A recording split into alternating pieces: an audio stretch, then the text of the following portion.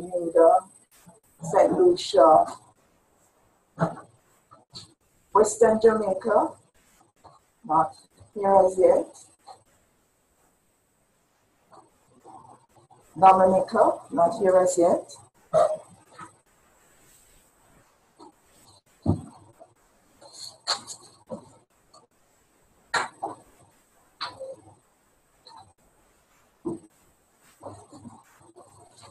I'm Andrine Lattibeaudiere, your lecturer from Mona.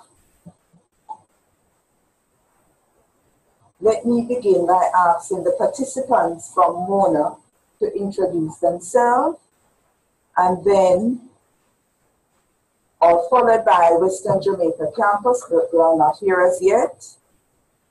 So we will go ahead with Bermuda, St. Lucia, and Dominica for the time being. Over to you, Mona. Good afternoon, everybody. My name is Alisa Lewis. All right, Good afternoon, everyone. My name is Ricardo White. Good afternoon, everyone. My name is Carlos Answeri. Good afternoon, I'm Pavel Watts. Good afternoon, I'm Lydia Wright Blair. Good afternoon, I'm Aston Lewis. Good afternoon, I'm Dave Patrick Bondon. Good afternoon, I'm Trisha Evans. all right, thank you very much, Mona.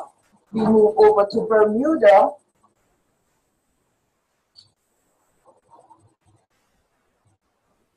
Colleagues from Bermuda. Hello? Yes, we are My hearing name's you. Jason. Jason. Yes, Welcome, Jason. thank you.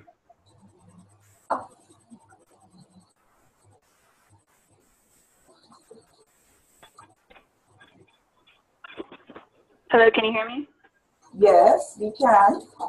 Hello, Ashley. Ashley. Welcome, Ashley.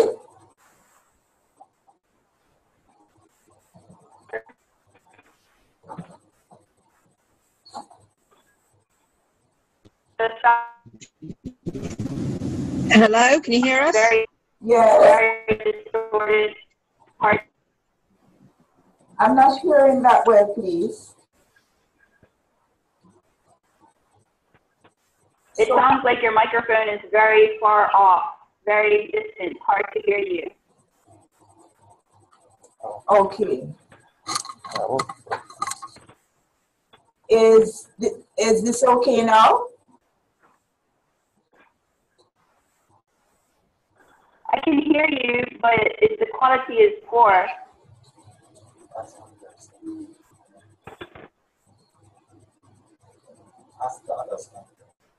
Can the others hear? Vanessa here. All right. So far, Jason and Ashley has introduced themselves.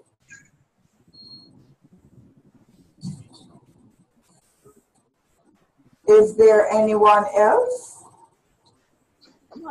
before we move on? Tracy here as well.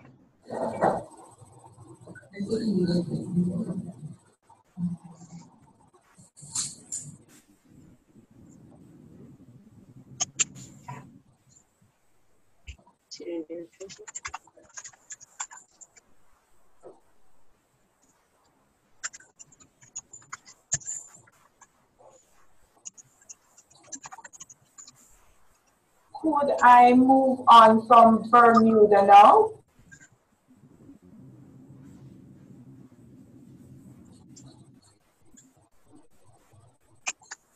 Okay, we'll get back to Bermuda later. Colleagues from St. Lucia. Good afternoon, I'm Jessica Cumberbatch. Welcome, Good Jessica. afternoon, Eva Colimo Okulian. Welcome.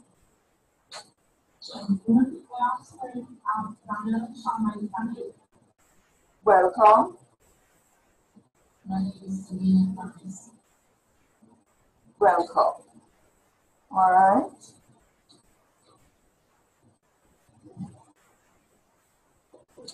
I believe that's the lot for now. Persons for now. And finally, colleagues from Dominica. Hi, good afternoon. I'm Diane Dallas. Welcome, Diane.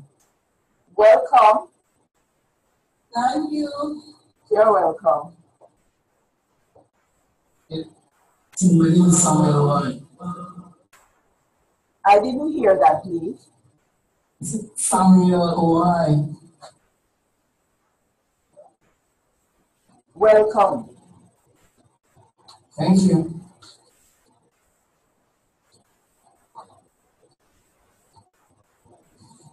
Is this the first time for everyone via video conferencing? Is this new to you all? Yes. All right. Some persons from Monet saying no. What about Dominica, St. Lucia, Bermuda? Is this new for you? Go ahead, Bermuda. Is this new for you? Video conferencing. This is kind of new, but last semester we also did it. Okay. Is that Jason, please? Yes, that's Jason, Yes. and actually also. I'm going to ask you when you are giving.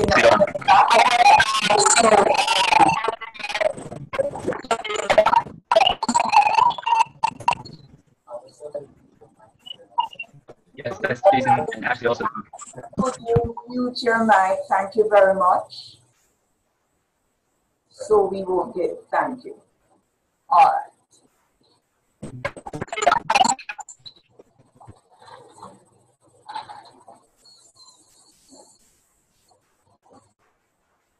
Now, let us just turn our attention to the course page.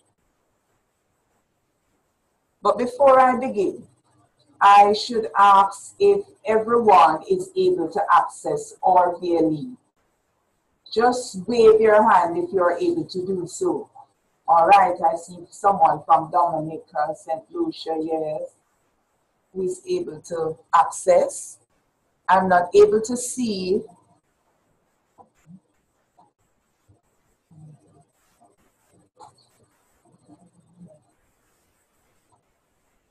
Persons from Bermuda, are you able to access our VLE?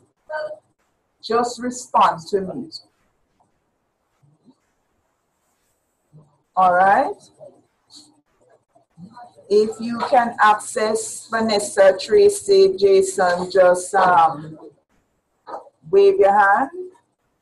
I'm able to see you.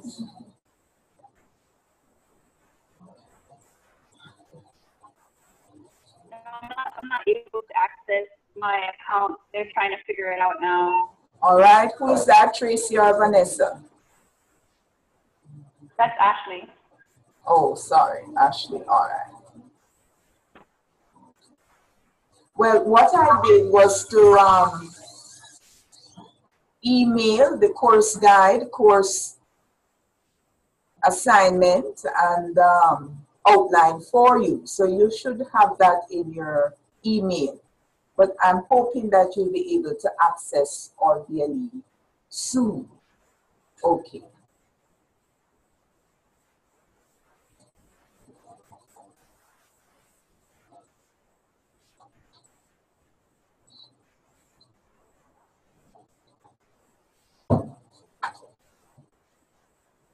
Okay, let us turn our attention over to the course page in our VLE. I have tried my very best to let the container be as attractive as possible. Apart from using a video conferencing, I'm going to rely on us using the container. It's very important sending emails and so on is good. But however, I need to monitor the class discussions. I need for us to be able to look back at what was said. You can use your emails and all the other devices when you're doing your group work. That's quite okay.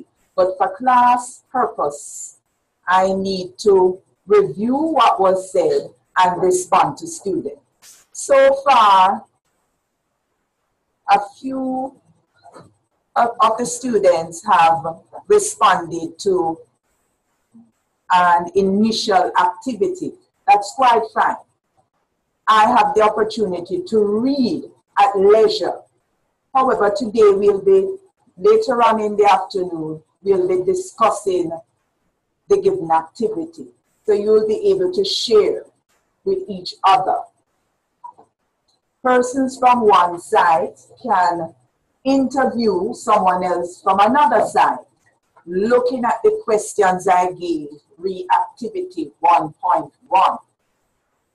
So we want this session and all the other sessions to be interactive.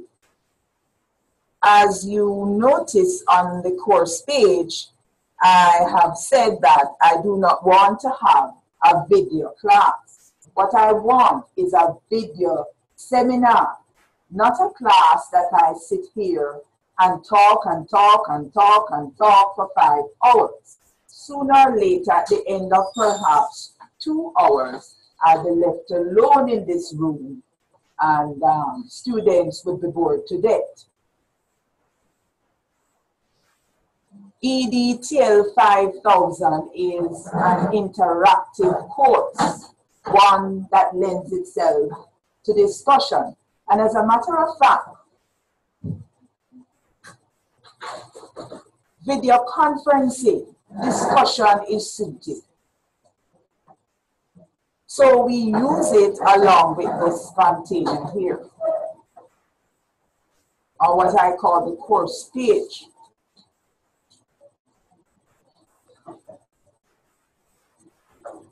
Now, you might be wondering what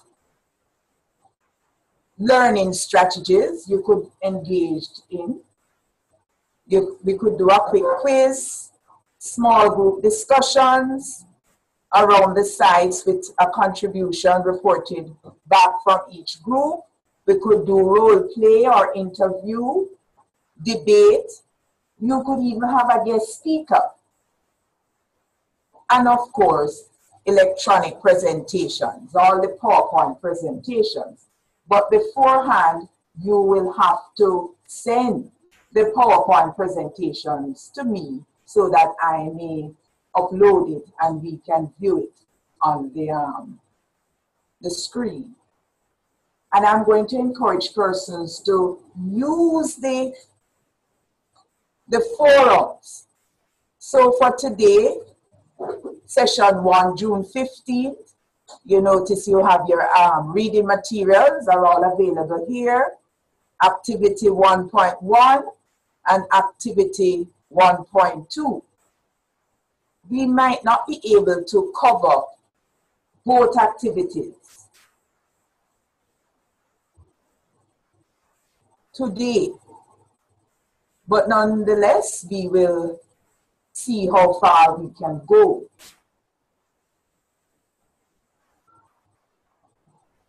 Now, let us see what I have in news forum.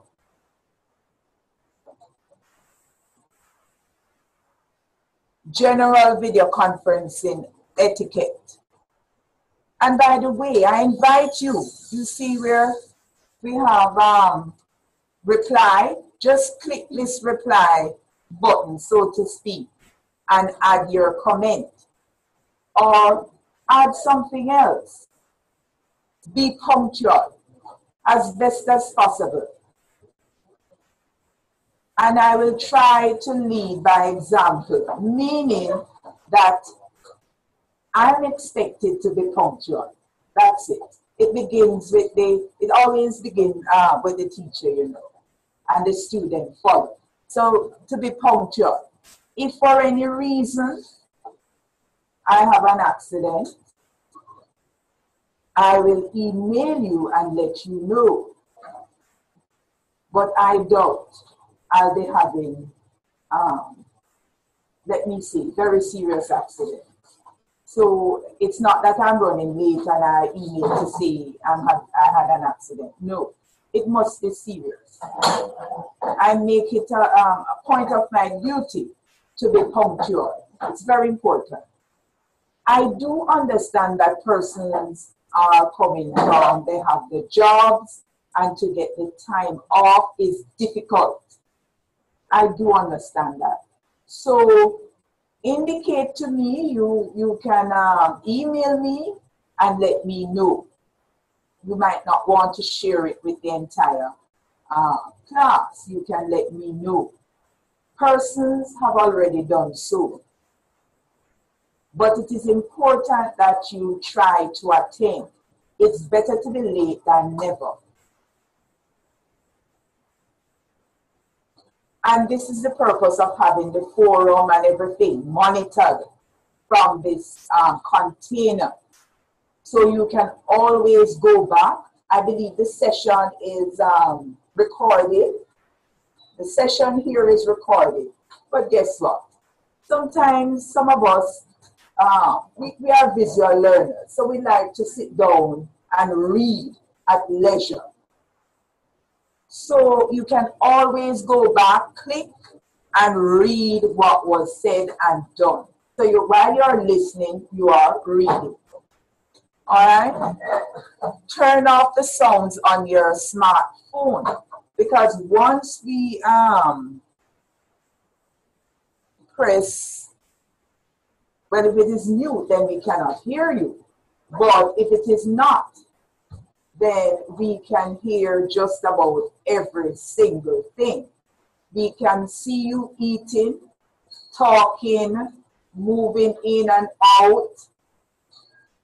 Sometimes that cannot be helped, the in and out. If you have to go, especially to the bathroom, then you have to go. But do not walk in and out, in and out, in and out. Please. And the smartphones, put them on silence. Remember your colleagues.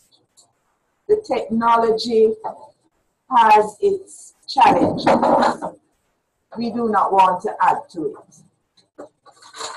So I have here absolutely no texting unless class related. So you come to class, let us try and focus and get the best of what is being said here. I'm always saying to students, get your money's worth.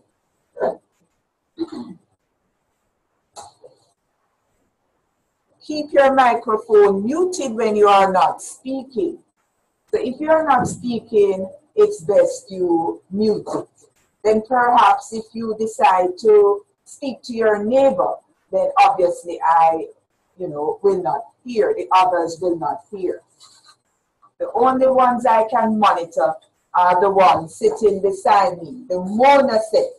So it doesn't matter whether the mic is muted there or not. I can hear them. But the others, I cannot hear you. Allow the other person to finish speaking. Yes, I know we're all anxious to speak. And the technology is not always 100% up and going. So sometimes we have a little delay. So let us be patient with others. Use your normal voice to speak strongly and clearly. Yes, we all, I'm sure we'll do that. Eating in the seminars won't be appreciated by hungry participants. Some of us are coming from our jobs. We didn't get the opportunity to have a bite. And so when we are looking at others eating, not at all. So guess what? we'll be given short breaks to do that. Sitting here 5 hours, we need a break. Use break periods to exit seminar room unless it's an emergency. Okay? Any question?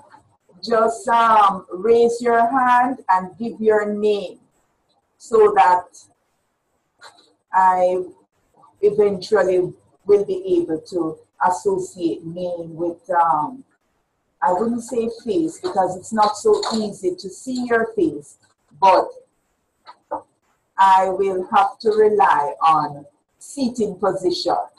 Sooner or later, I will know that's Jason and I'm listening. That's his voice, or that's Ashley, or Vanessa.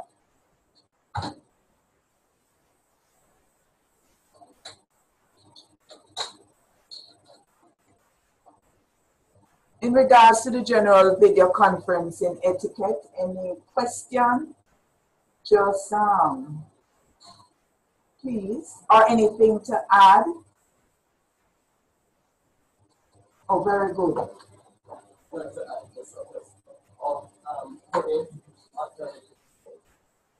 So Courtney from Mona is speaking at the moment.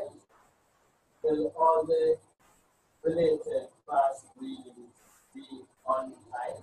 Because I noticed you post some books and chapters. Will it be on the forum? Oh yes, geez. Yeah, Courtney, I tried my very best. I see some there. And for here we are, session 1 today, and if you click on reading materials, there they are.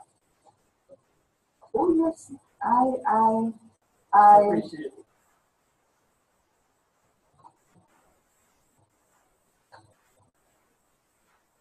I have been teaching for 31 years. I think I do understand the students on a whole. It's like a fruit. Fruits sometimes, you notice, I'm not saying you are children, but a banana, it's easy. You just peel it down. The orange, you have to get a knife and go around. Students like to have things at the tip of the fingertips. And so, but let me hasten to say that you are expected to do additional reading. So you will see some of the activities, and you'll see readings, and you might not find them in the folders.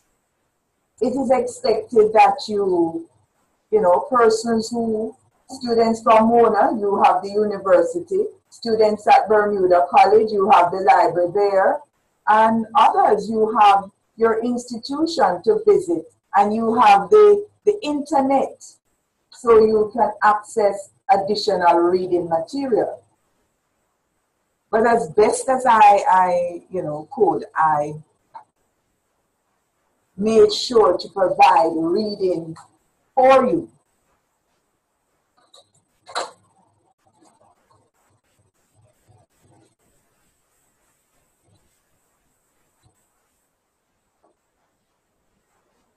Okay,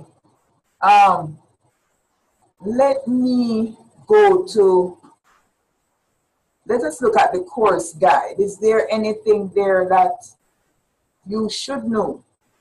I have shared my Skype address with you. Persons have requested to be a part of my, what should I say now? Requested to join me, and I've accepted them already. So you can speak with me via Skype.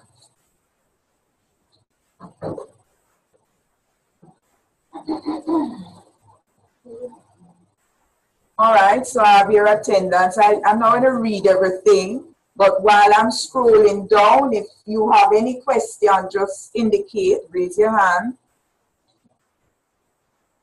And I have here, site groups are required to do presentations that will constitute 10% of your mark in course assessment grade.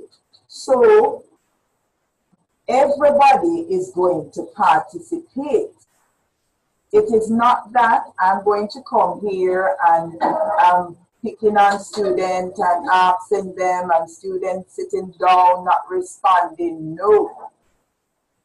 All of us, we are going to interact. Teaching and learning should be fun. Teaching and learning, it's not so much about the teacher, but about the students. Student-centered. Yeah. All right, the quality of work. You are expected to put no less than 100% effort in the work of this course. 100% effort. We have micro-teaching. The micro-teaching activity, and I heard someone saying, what is that? Let us go back to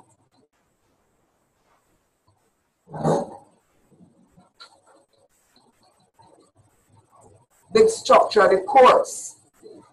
Session 1.1, exploring the knowledge base for teaching. 2, understanding teaching and learning. 3, unit and lesson planning. 4, planning for micro-teaching. 5, assessment. And 6, micro-teaching. Now, this particular course,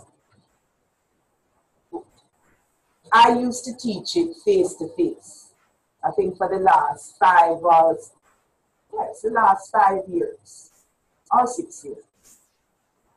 And towards the end, students would get in groups and select from a subject area, select a topic from whether it be CSEC or CAPE, and prepare a lesson after guidance and teach, live teaching, live.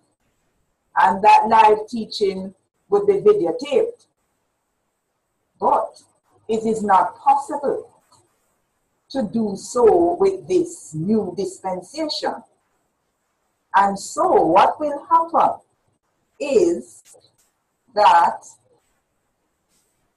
you will teach from sites, because this course is not so much looking at guiding you into teaching in your subject area. It's just general methods of teaching. And so you can go in any group and do a micro-teaching activity. And so what we have decided is for students to, from the different sites, to do their micro-teaching and upload via YouTube. So you would upload, and then we will be able to look at your teaching sessions. Because if everyone was to do this live, well, number one, I couldn't see too well what the students in Dominica would be doing using this video conferencing. The only students I could see properly is the student sitting in front of me, and that's not fair. What I do for Mona, I'm going to do for St. Lucia, Dominica, and the others. All right, so I would not give students at Mona handouts and don't give students in St. Lucia, Bermuda, and so on handouts.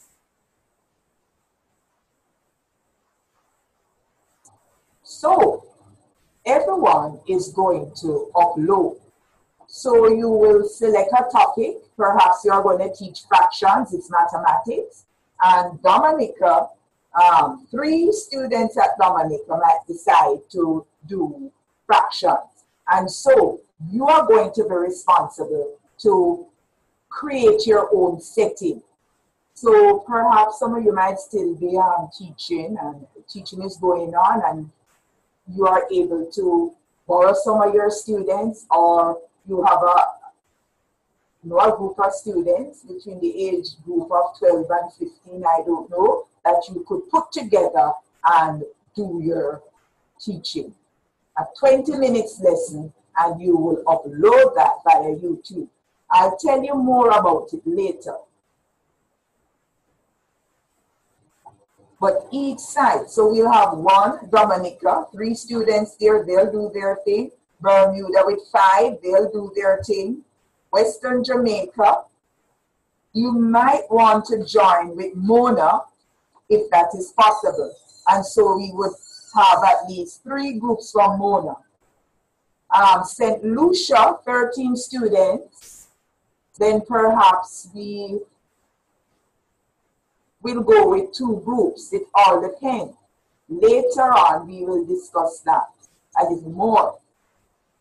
Now, that is why you notice that assessment is towards the end, not the unit and lesson planning. Normally, we would have had unit 1, 2, then 3 would be assessment, 4 and 5 would be the unit planning and the planning for micro teaching, and then 6 as the final session, the students would have done their live teaching. But that's not possible. And therefore, we have to shift things around and let you do the necessary preparation for the micro teaching before the last minute. This course is coursework only. You only fail if you do not complete your assignments. That's the only way you fail. If you are not understanding something, that's what I'm here for, to explain as best as I can to you. So you have the assignment. If you are not clear, you have my email, you can Skype me. If you are shy, that would need 2 of us, and you don't want to ask the question in the open space, you can find a more not so open space and ask a question about the assignment. So you keep up, and it's definitely a success in the end. If you're unsuccessful, I can almost bet you it's because you did not complete your assignments at all. Some persons make waste, hurrying up, and they perhaps question 3 had 3 parts. They didn't see the other 2. They only submit 1, and 1 out of 3 is not giving you much points. So I'm advising you to read carefully your assignments, and we'll go through that this afternoon.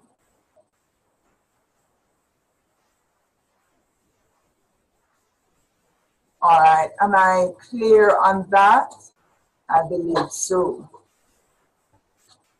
Sorry, this is Jason from Bermuda. Okay, Jason, go ahead. A couple of things. When Courtney asked the question, we couldn't hear what he said. If you could, if anyone speaks, if you could rephrase the question so that we could hear it also. All right, Courtney, would you like to repeat for us louder this time so that Jason? Yes, Jason, what I was asking is if all the relevant course reading materials would be on the OR daily, and the answer was pretty much all that was required, but then we would be required to do additional reading as well. Is that okay, Jason? I think what he was saying was if the readings are provided on Orville, is that correct? Yes, and they are. Okay, that's another question I had because I didn't know how to access them on Orville. I don't think anybody in Bermuda knows how to do that. I'm not quite understanding, Jason. Is it that you are able to access RBLE?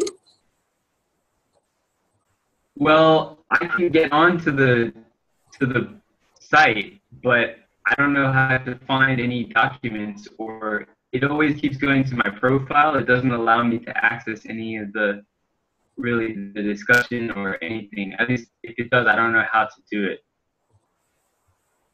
You are not sure how to do it?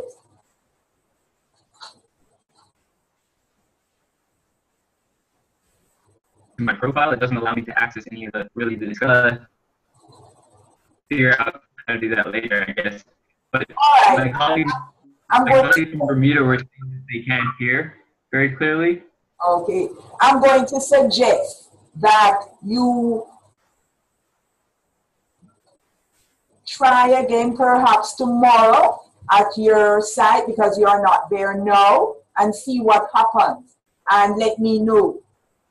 I'm going to ask you to be my contact person in Bermuda. Is that okay with you? Yes, that's fine. Yes, because you have started off quite well. I believe it was you who told me about the public holiday today. Yes. Yes, excellent. And I was so happy about that.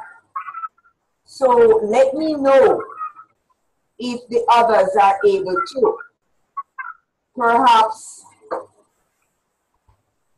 I will have to see how best, because the reading materials, I have them on my hard drive. So perhaps I'll have to direct you to Google Drive. I can put them on Google Drive if you are having a problem. That's what I can do. Okay. So keep me posted. Colleagues in Dominica, what's your situation? You're able to access RBLE? Diane, Dominica, yes, but I do not know how to upload things on the forum. All right. As I said today, you know, it's an introduction, getting to know you and the. All right, here we are. If you are on this page, all right, and say, for example, I want to get into exploring first session, and I'm going to click on activity 1.1. There we are. All right, are you there? Yes, I'm seeing activity 1. And you click on it. And the others, if you're not clear, I'm suggesting students elsewhere just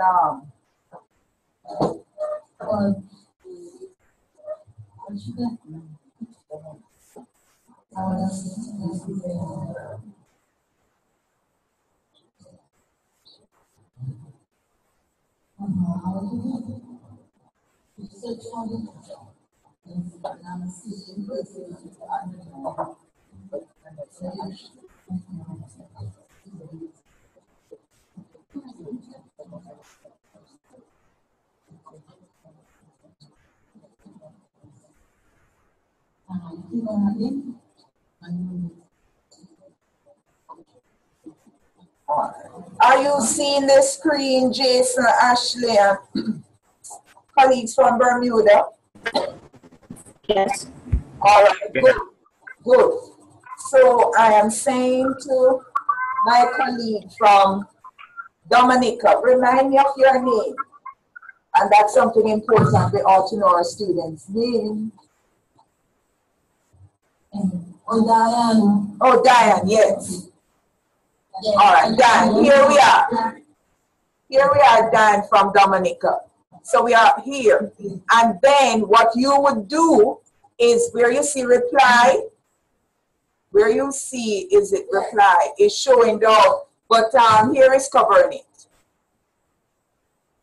Okay. All right. You click she actually found the link. I'm seeing discussion that All right. Hold on. I see. Yeah, 3 persons on and 5. You see a reply button? You have to click on the reply button.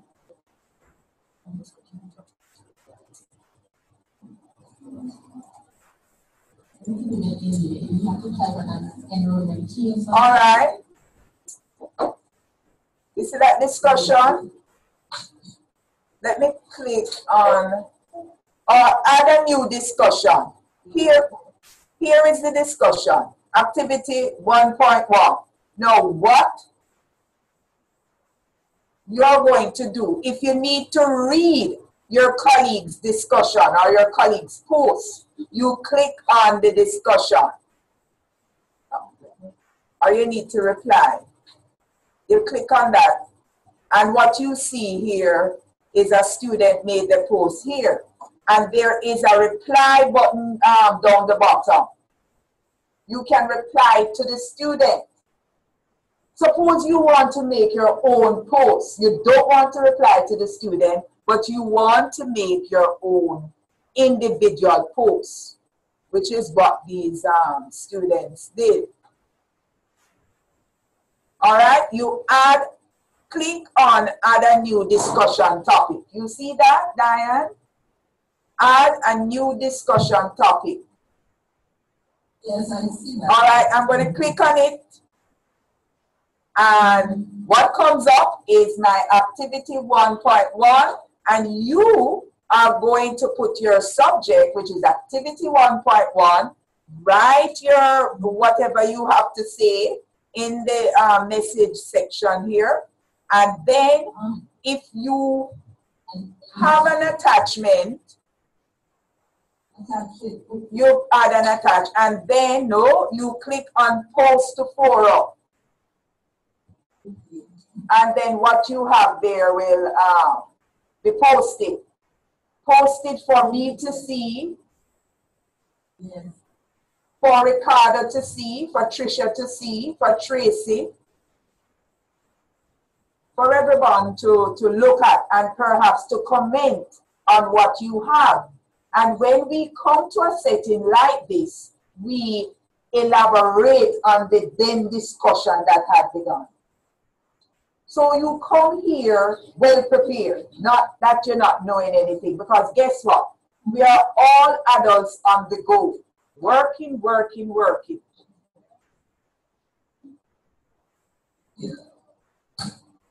And so if you miss an hour or so, you can catch up. And some of you have your smartphones. So let me see what was discussed earlier on. Who had posted something that I definitely have something burning to say about that.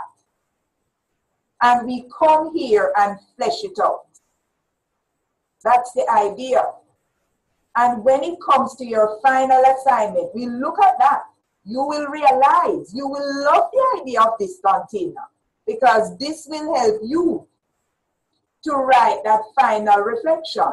You're reflecting on the entire 4 weeks. And it's right in the container here. So yes, you can use your smartphones and what other devices you have to communicate. But I am encouraging you to put some of that discussion into this container for others to see and for all of us to see.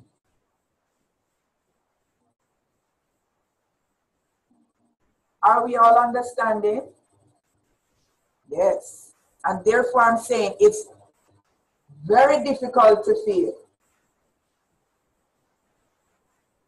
Then you do have people 1 and 2 that, what can I say? You could give them the answer and put it on their forehead. They just don't even look at it. But I know that you are beyond that. You will see the answer on your forehead and use it wisely.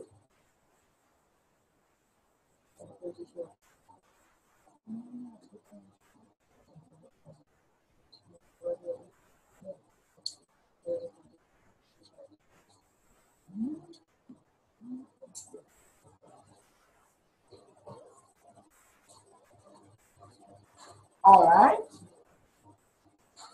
So are we okay with that, Dan, from Dominica?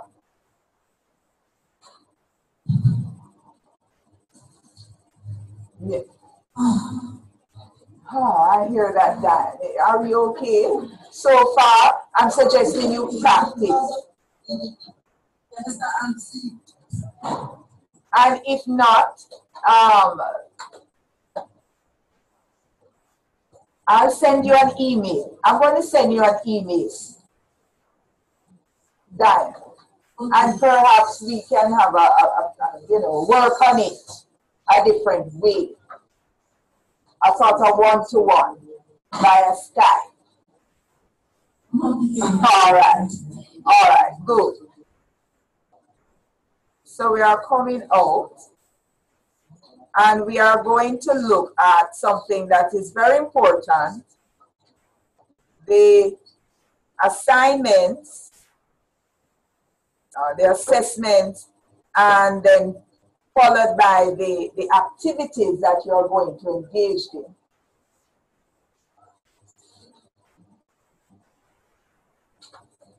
And for those of you who cannot get onto this RVLE, I have posted the information. I've sent it to you via email, and I have created a Gmail. The password is assessment 1. Please, colleague, do not change the password. Assessment 1. It was assessment, now it has changed to assessment 1. The course guide, the assessment, and the course outline and so can be found there. And for persons who cannot access this container, I am going to try and post the reading in Google Drive for you.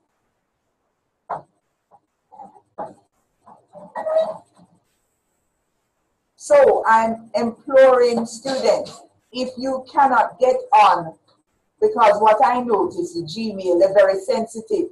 You try to log in and they tell you, at least I got an email that says someone is trying to hack in my email. They don't know how they got my password, but they are in there.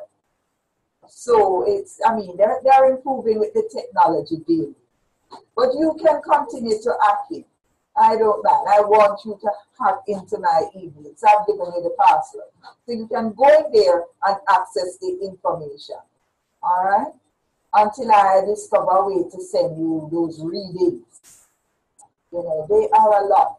If Google Drive is maintaining them perfect. You know, so you go on Google Drive and you access. Or perhaps one of the technical person and I will work out. For those of you who cannot access RVLE to get the reading material, but I know Google Drive works because I did it for the face-to-face student. At least they put it onto Google Drive. All right.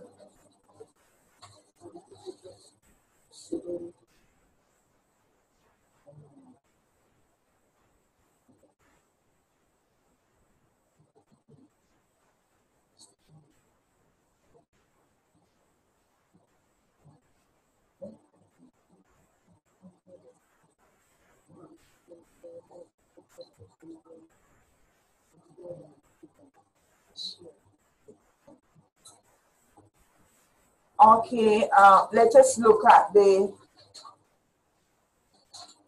begin to look at the meat of the matter, which is the assessment, and then we go into the activities. You notice I put the assessment, the upload time, the upload link for assessment has not been created yet, as yet. We still have time for that. So the micro teaching should be uploaded by July the 3rd because we need to review, to look at them, to have the final discussion. So it's the 3rd of July. And then you have the class presentations which are ongoing. I have a rubric posted for the class presentation. So you see what is expected. Now I must share with you the class presentations I use as a springboard for our discussion. So students will present, and then at a certain point they break and we discuss. So they present, we break and discuss.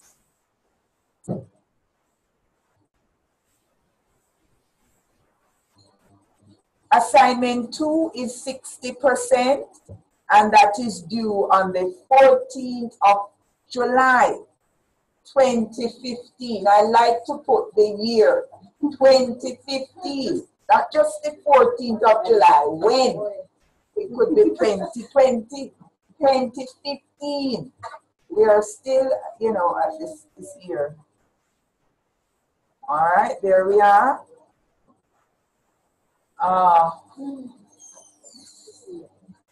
And here we are now with the micro teaching.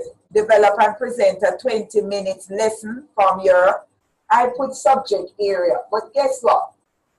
As I said before, students at Dominica, 3 students, you might be doing different subjects. All right, that is fine. What I'm looking at is how you teach, not so much your subject area content per se. Yes, it is important, but how you deliver a lesson, the strategies that you use, how you write the plan, and so on. That's what I'm looking at. So it doesn't matter if I am a maths, specialize in maths, or you specialize in history, or you specialize in science. The 3 you can get together. Select a topic from a CSEC curriculum. After all, you all did maths, you all did English, and so on. Don't worry, come to mind. I remember a student, she got a little prize for answering every subject area, and the students asked questions in the micro teaching. She was able to answer just about everything, whether it's French, Spanish, physics, what. She was right there on the board.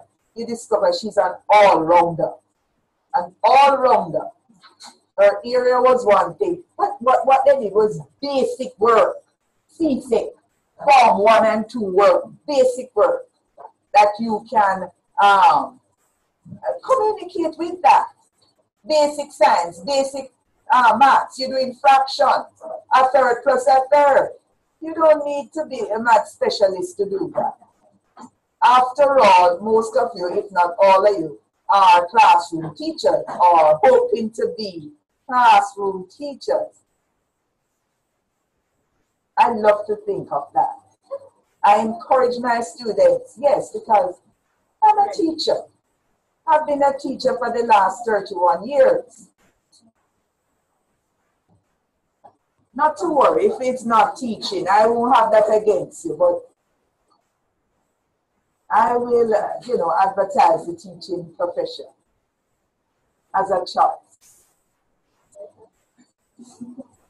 All right, and note carefully, I have given you the focus, what it is that you will be focusing on. The subject, the topic, that sort of thing, and you have them. And note, I have indicated, I've given you some little questions.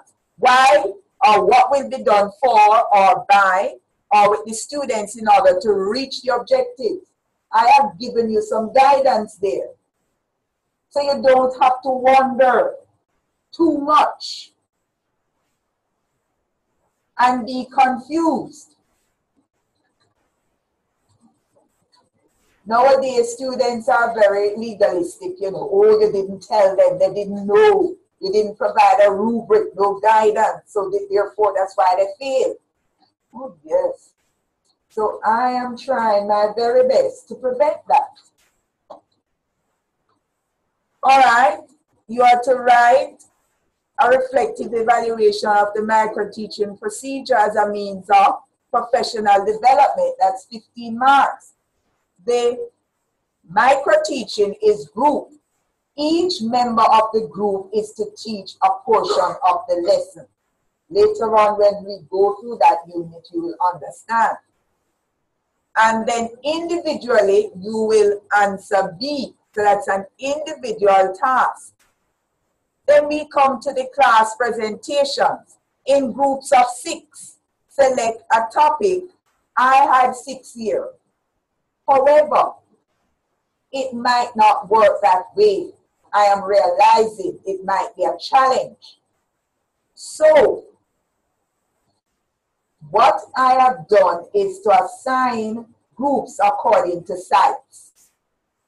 I thought about it this morning and I say to myself, or I said to myself, it might be a little challenging for someone in Dominica. And we know how colleagues can be oftentimes. You plan to meet with them at 8 o'clock via Skype, and all 12 o'clock they don't reach yet. So it's easier, I believe, to monitor persons who are living, in close proximity to you, although we have technology can reach far and wide.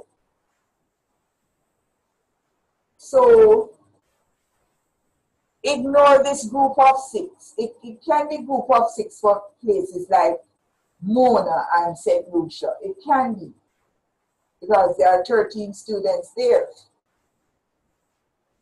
Now, let me just go to the activities and show you what I am talking about. All right, take for example today's activity.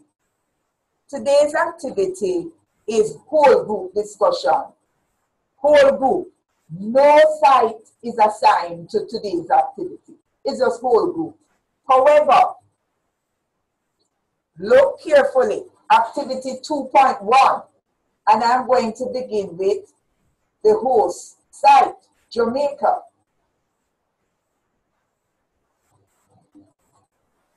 And teaching strategies.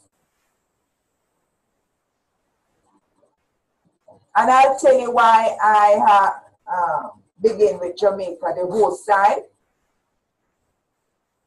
It's early. Today is the first class.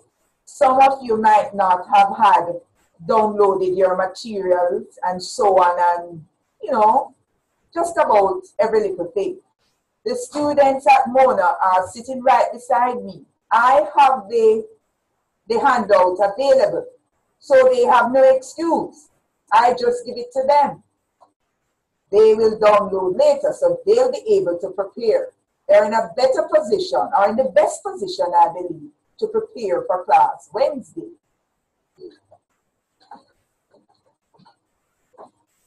Because I have downloaded the readings for them. Now that would be impossible for Dominic in the sense that I was going to send it via FedEx or something like that, but I couldn't get it 2 days. Well, no, it's not right. So hence my rationale for beginning with Mona. All right, now I'm looking at some of the students' faces just a while ago at Mona, and some they look shocked, they look, oh Lord, what is this? But not to worry, you'll get through this. All right, so group 1 is going first, and expository guided discovery. The information is on the course reading. I tend to ask questions that are very clearly spelled out in the reading material. They should be able to manage that. And what the students will do, you see this at a new discussion, they are to share their presentation with the class. So either they're going to send me the information, and that might be too short, because we only have Tuesday and Wednesday is what. So whatever you have, you can send it to me, and I will upload it in the forum. But the students have the reading, so they should follow by doing the necessary preparation. And while the students are doing the presentation, if you have access to RVLE, you put add a new topic, or you might have their smartphone numbers, addresses, what have you. You could always text them and ask them questions. And students who are presenting, you will need somebody who is going to monitor this for you, because this is how the students are going to communicate with you while you are doing your presentation.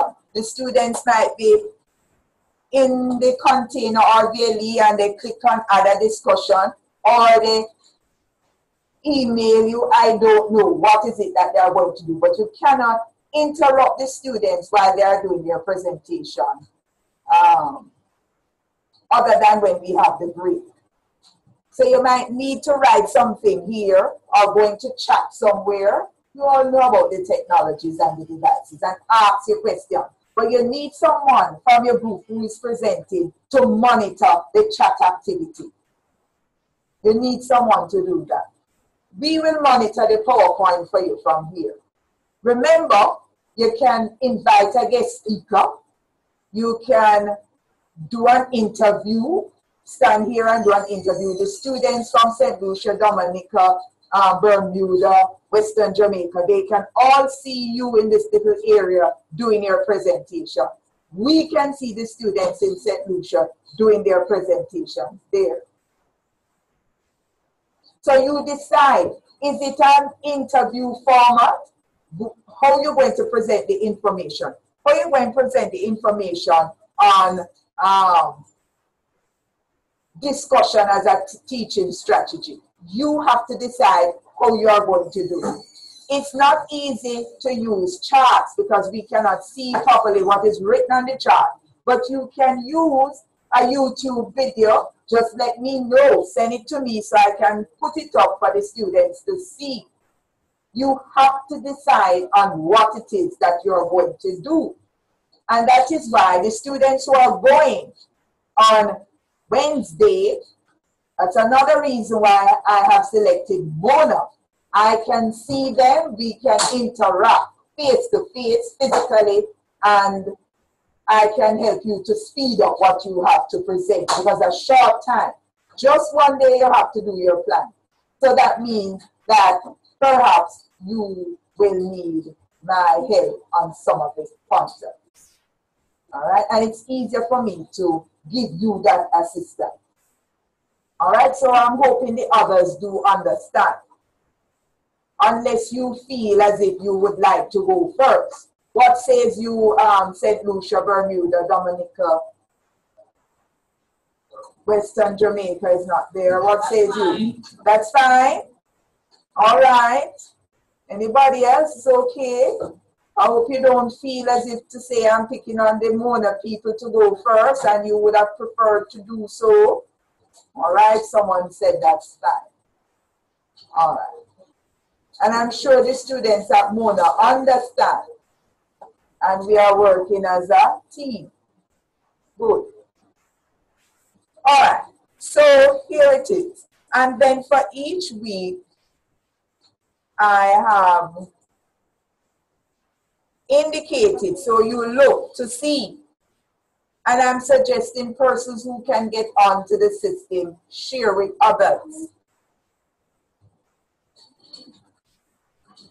And I have made sure to put it onto the course page.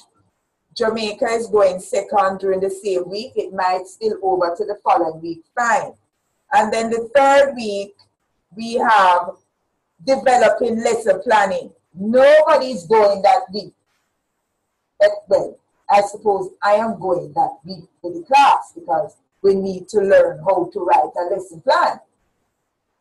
So we need to focus on that because here you are beginning to prepare for the micro teaching. So we are all going that week. And if you go in, you notice I even provide you with a sample lesson plan. A sample. not for you to use it word for word. It's just a guide. Okay, and then group activity 3.2, that would be Bermuda. And then finally, well, now you come on to planning for micro teaching. You notice we don't have anything here. I will be showing you some DVDs of teaching episodes. So we look at and we assess in preparation for the micro teaching. Because I'm going to rely on you also to assess your colleagues' micro teaching activity. All right? I know this is a lot for some of you, and I'm just going, but that's it. Any questions thus far? It's 3:05. I am going to ask you to provide me with some feedback. It's 5 hours for the each session. Do you want a half an hour break, say at 4, so you 4:30 to 5:30, and then in between you might get a 5-minute break? What do you think? Every hour, it all depends. There is a 5-minute downtime. All right, I'm saying it's 5 hours. The long break I am suggesting is at 4:30, a half an hour break. One person's might want to eat and so on, right? And then you come back at 5. We regroup at 5 because you're going from 5 to 7. But in between, you might have some 5 minutes downtime. You understand downtime? Persons might want to use the bathroom and people calling them and they might want to respond to them. And so that's it. And do remember, colleagues,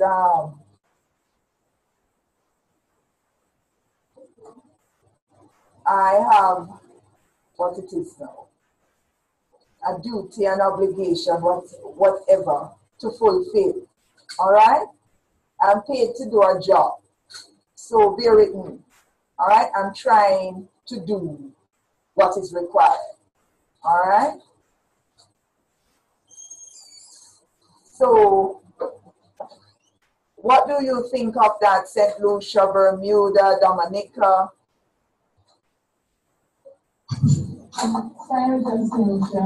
All right. What about the other side? And if needs be, you might have to leave. You just indicate, show a hand, and yes. But what I do not want is in and out, in and out, in and out. That sort of thing. But if you have to go, you have to go. You know, perhaps at some point you send me an email and say, you know, Dr. Lattibeaudiere, I had to leave at 5, an emergency. And you know, when you go home, the information is recorded, everything, the session, and you can go in your container or BLE and have a look of what went. All right? So, yes? Sorry. We were wondering, would it be possible to have, instead of a half hour, maybe less time, but more often? Like shorter breaks, but more often? All right, that's another suggestion. You're thinking of 15 minutes every what? What are you suggesting? Could you suggest something? Would you prefer 15 minutes break?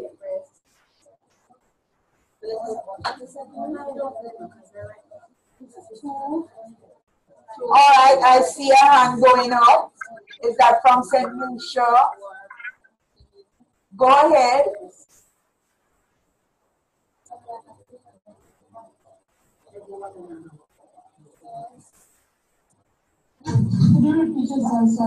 All right, I believe it was Jason, yes, from Bermuda, was saying, could we have shorter breaks? Instead of the half an hour, then perhaps every other hour we would have had a 10-minute break or so. That is what he suggested, to my understanding, instead of half an hour. So yes, actually, more specifically, we were saying like 15 minutes every hour and a half. 15 minutes every hour and a half. Yes. Yes. Students from Mona like that idea. Yes. 15 minutes every 1.5 hours. Excellent. All right, good. So we are getting close to that 1 hour. But they have a saying, you know, well, amongst my colleagues and other friends, you can know a teacher when you see one, because they just keep talking and talking and talking non-stop. Perhaps, you know, I talk for the 5 hours non-stop, but that would be teacher center. So what I'm going to do at this point, I am going to allow you to look through. Those of you who can access the container, look through what is there. For the others, go to the Gmail, check your email. I have sent you the course guide, the activities, the assessment, and so on. Use the time to look and to ask questions. So this is not your downtime now. Downtime is at 3:30. So use this time, go through quickly. I have Jason St. Lucia for my contact person. Dominica, I would like a contact person from Dominica. Hello? Hello, yes? I'm Diane from Dominica. All right, Diane from Dominica will be my contact person. And by contact person, in case you are having a public holiday, colleagues are absent, any burning issue, I am going to rely on you to inform me, your side. Is that okay, Jason, Diane? And Diane? Okay, good. Yes, Yes, that's fine. Good, thank you very much.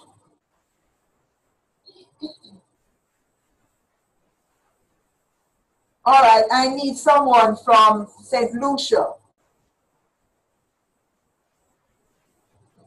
St. Lucia?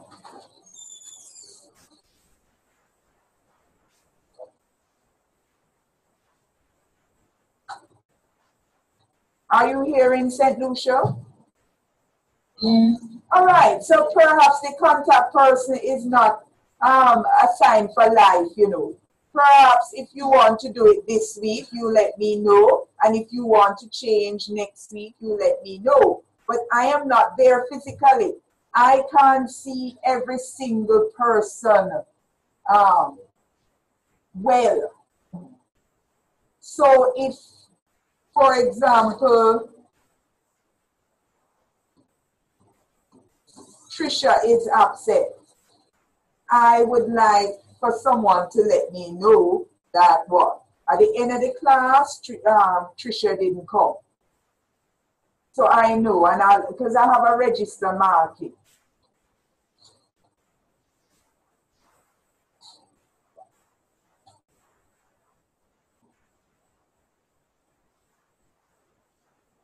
Anya, is Anya there? Yeah. Oh, that's a faint yes. Could I rely on you this week?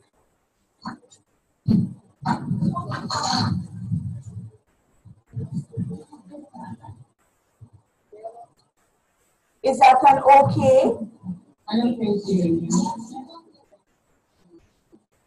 Or is there someone who would not mind doing it? She said okay. Okay, okay, all right. Thank you very much.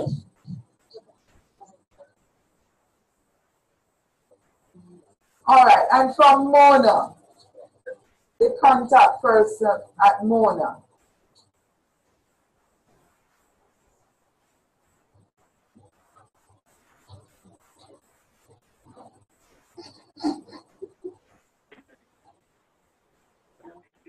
Would that be Dr. Lattibeaudiere? Why not?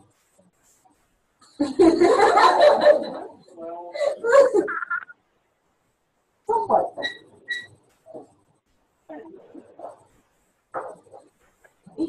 It's just a contact person.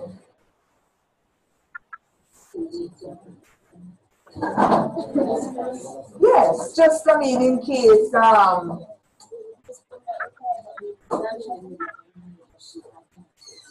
yes, but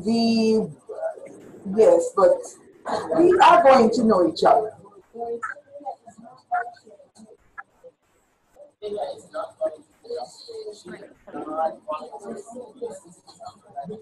That's a difficult task, to find someone to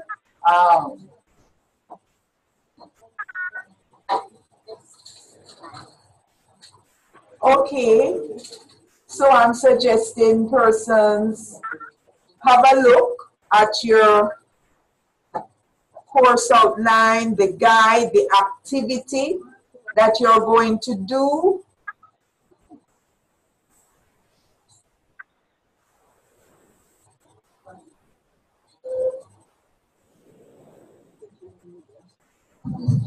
Excuse me, Ava, can I ask a question? Oh, definitely.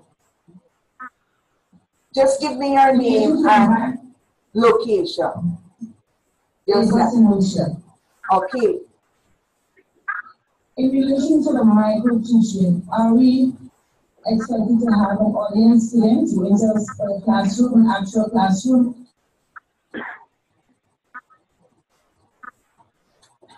As best as possible. I'm going to say you could have your colleagues. Because when I teach this course face-to-face, the students use their colleagues. Or if possible, you can have students. But the students, you know, there's a consent because I mean, they have the parents and videotaping students. You know, you need the consent. Is that okay? So if you can use your colleagues are old enough to give you consent to do the micro teaching. So for example, St. Lucia, you might have a groups of 2 or 3, and then you do your micro teaching and you upload via YouTube. You have to find your audience. That's what I'm saying to you. Is that okay? Yes, but I was thinking that in terms of your topic. The topic would be a topic that you would have to get a hold of the C-SEC or CAPE curriculum.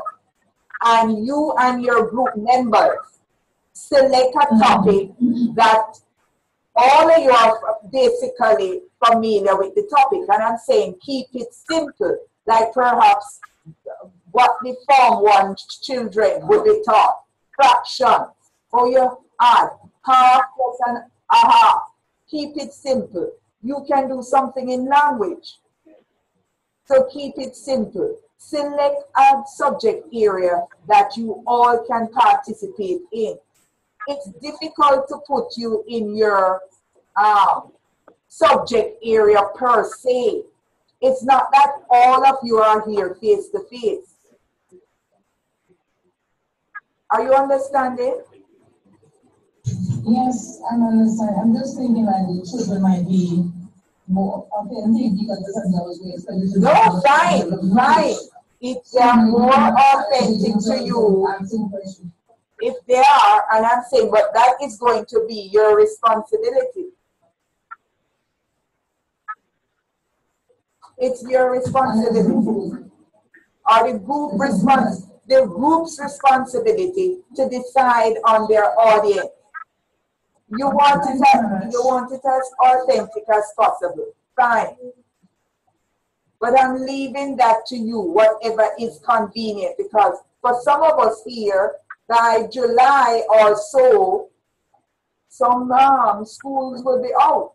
And so it's not so easy unless you are going to, you know these students and they come at a particular setting for you to teach them. They don't necessarily have to be in their school uniforms, you know. You just want an audience to deliver your lesson. I am looking at your teaching techniques or the group. So if 5 members in the group, 1 will do the introduction, probably 2 looking at the development, who doing the culmination and so on. But I need to see each member doing something, bringing across a concept. Thank you. You're welcome. And not to worry, we'll be looking at some videos. And you can look on YouTube videos. I'm not too sure the legalities of having you view some of my previous students who did the micro teaching. I'd have to get permission. But I have quite a bit, a host of them on thing to look at what the students did. Right? So you could get some ideas from them. And that is what I like to share with students. You can see what went on before to guide you. All right, somebody from Mona had their hand up. All right, good. Okay. I would like for us, when we get our break, our 15-minute break, for you to come back and we wrap up this. You know, looking at the activities assessment and move into the first session, which is exploring the knowledge base for teaching. And the articles, the readings are there. Now, if you are sitting beside someone who is able to access, I know it might be difficult for the students in Bermuda because they are at their own personal space now, using their personal devices. So it might not be so easy if you cannot get onto all their leave. But for the others, if you are able to do so, review the work that is there, and come with your questions after the break so we can wrap that up and move into the activity 1.1, where I'm going to ask persons to interview each other. Dominica will interview persons probably from Mona, Bermuda, using the questions, given questions. We're looking at developing a statement of teaching philosophy. So look at that. You could interview the person sitting beside you, or you could call on someone, calling on someone from Mona. It's difficult to get their names, but I'm sure by the end of next week, we'll know each other. Or we'll know a name and know that that name is from St. Lucia or Bermuda. I tend to call on students, like for example, Jason, Ashley, and so on. There are a few students who have been somewhat communicating with me prior to the class here. So, you know, you tend to catch on to those names rather quickly.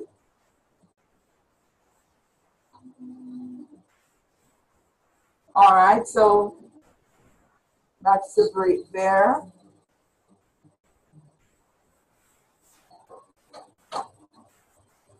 So can I take down the page here?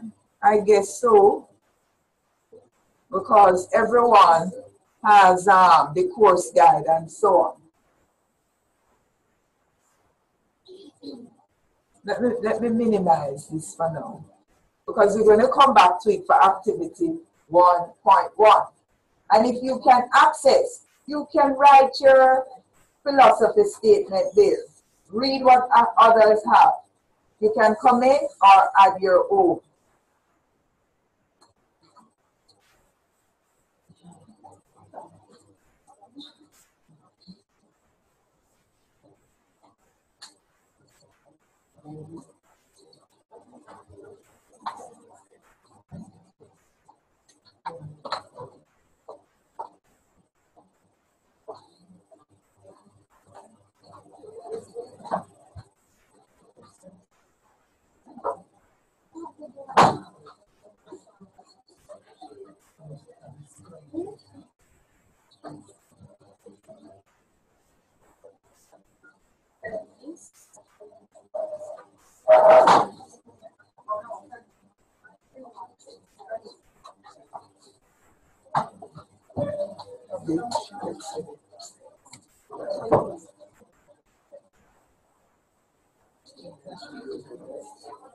Okay, colleagues, I'm going to put my speaker on mute shortly so that people, especially here at Mona, will feel free to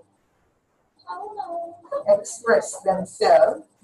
And the others, if you have questions, please. But it's time for your 15-minute break. Let it not be half an hour.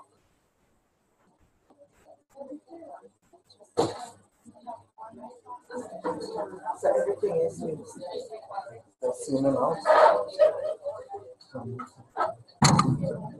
But they still see. We can turn the camera around.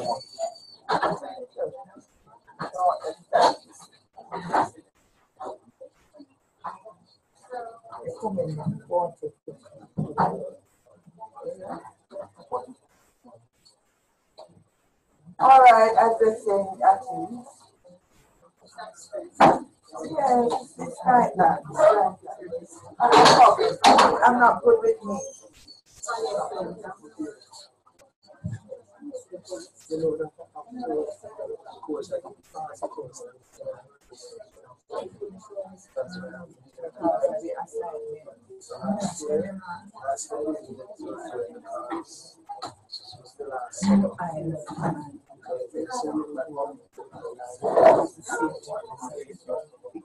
So it's part of the process.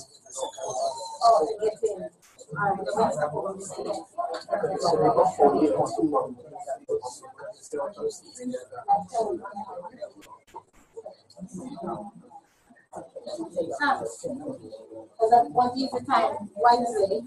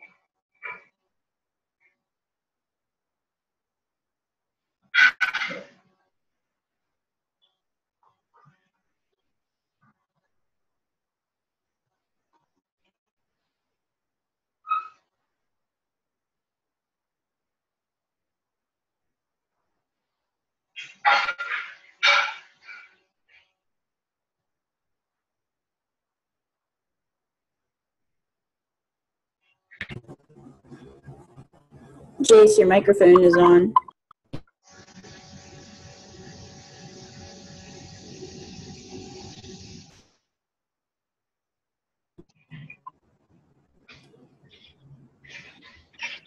Jace.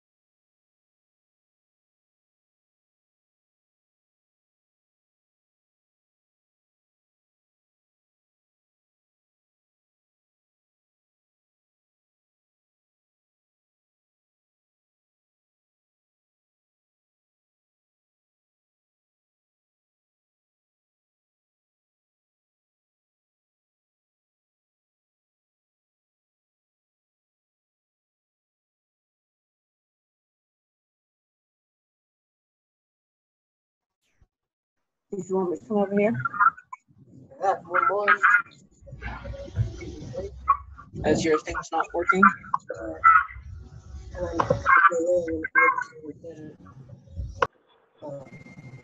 A laptop or get it sorted by tomorrow, not by 11 o'clock tomorrow morning. Because if I'm leaving work, then obviously we put a big shoe for the hours there.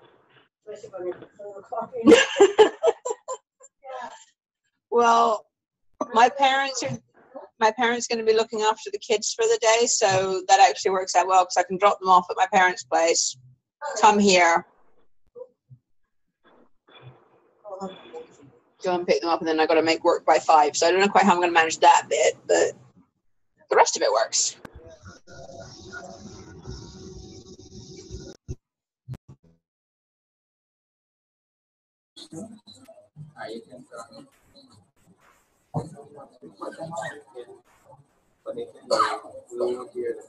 Okay, thank you very much.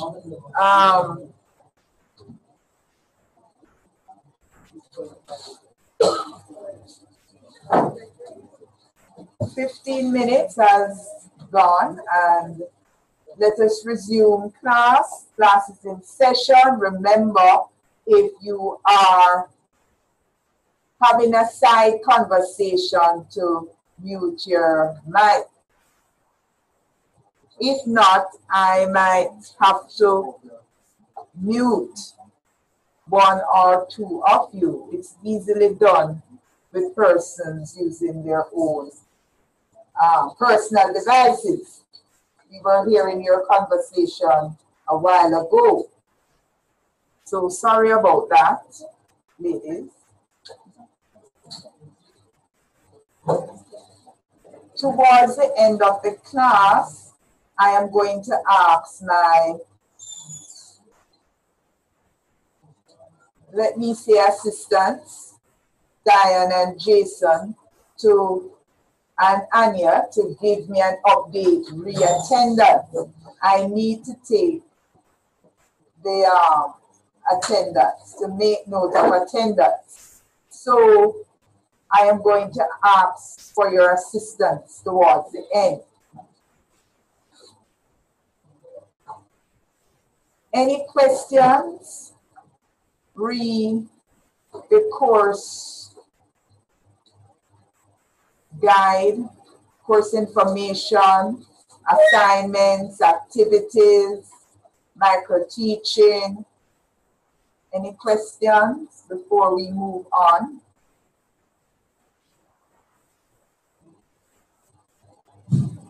Yes. Okay, good. I see, is it the second person or the third person from Dominica is here? Third colleague or person was there before. All right, just quickly introduce yourself. My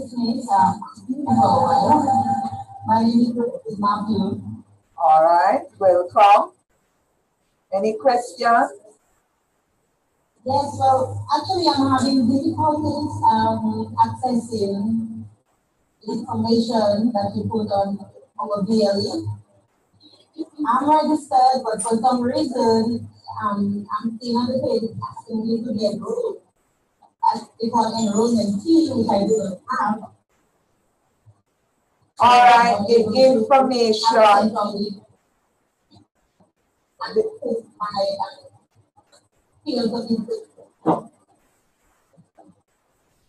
The information is also, I've emailed information to you also. So the course guide, you have some of that.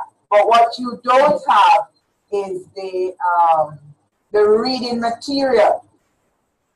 That's what you don't have. However, with the, continue. Yes, I was saying you asked us to prepare philosophy statements and to post it in a forum. All right. So yes, but the forum, fine. I understand that you are able to do so because you cannot access all the leave. And so we are going to have a discussion, statement of philosophy. There are several questions. So let me go back to the course page here. I want to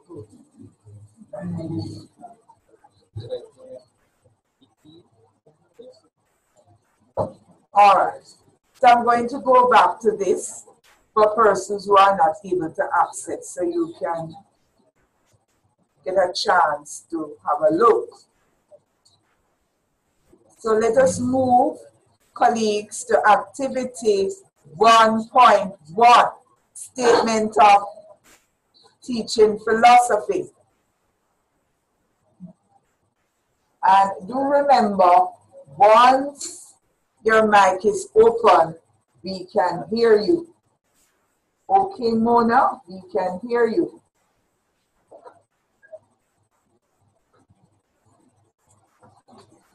Now, at the teaching philosophy, as it says here, it is a brief statement that presents your theoretical approach to teaching and discusses some basic premises and principles from which you work. Describe your role in the classroom and consider how you manage your classroom and evaluate your students. Now, this assignment asks you to reflect upon, so it's an introductory assignment, and it's asking you to reflect upon and assert in writing your own individual teaching philosophy. Now, some of you are not in the classroom at all. You will never reach, except for the classroom that you're in now. When you leave here, you are going into other spaces. Okay, fine. So some of what you are required to do, I understand. Yes, you're not in the classroom. However, you were once in the classroom as a student. Yes, you're still in it now as a student. But you might have to call upon your secondary schooling situation. So don't say, well, you know, Dr. Lattibeaudiere, I am not teaching at this moment, therefore I cannot answer this question. Yes, you can.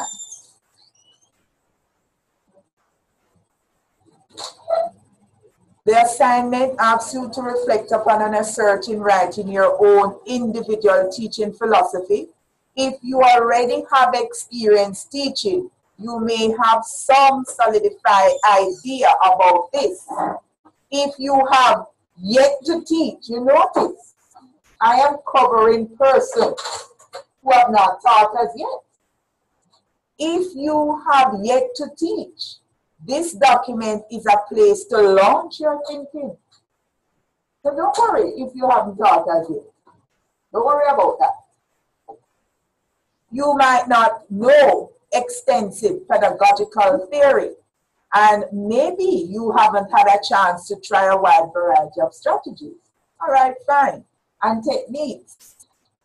But you are in the process of figuring out what works for you, and this will give you a starting place to reflect on your current practices and consider where you would like to improve. Okay, by the end of the course, you may wish to revise this based on readings we have done, events that occurred in your classroom, or conversation you have had with other teachers. So what you realize is that your teaching philosophy, your statement will change. Nothing is wrong with that. It's not static. It's going to be dynamic. It is going to change. Not to worry.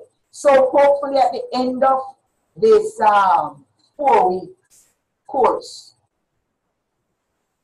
I might ask you again to write a statement and compare what you had written now with what you will write then.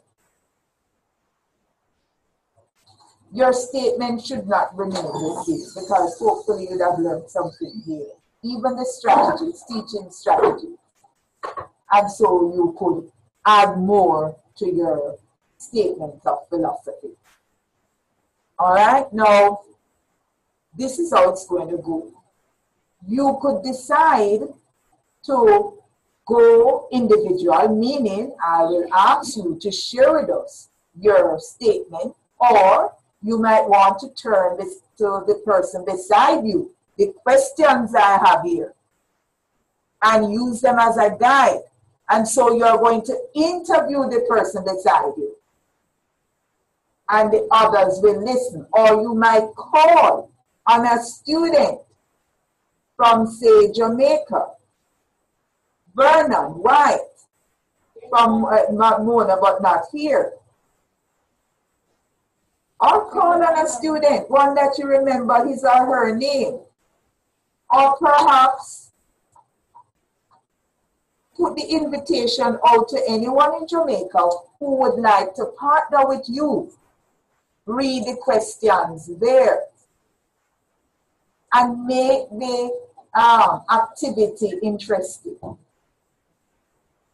So it all depends on what you like. You don't have to interview the person beside you. You can just go by yourself and decide to share. Persons, you can go access what others have put up and comment on it, and then share about your own, share your own with us.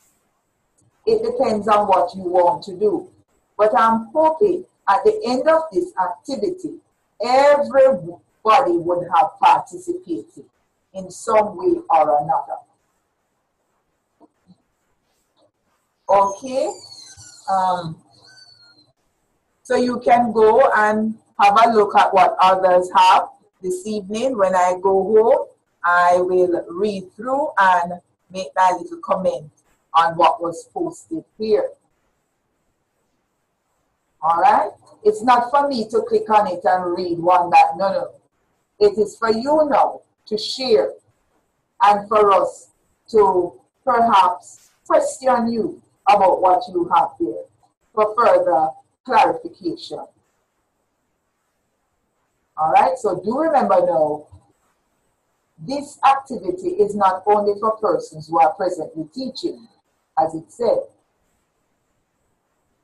So I'm going to invite you to break the ice, get accustomed to talking, because you are going to get eventually a mark for talking. I won't have you talking and don't give you a mark for it. It is certainly not fair. Have you talking and talking and talking and not giving me a grade for it. All right, so St. Lucia, Dominica, Bermuda, perhaps students from Bermuda might want to share individually. That's okay. But the others, call on someone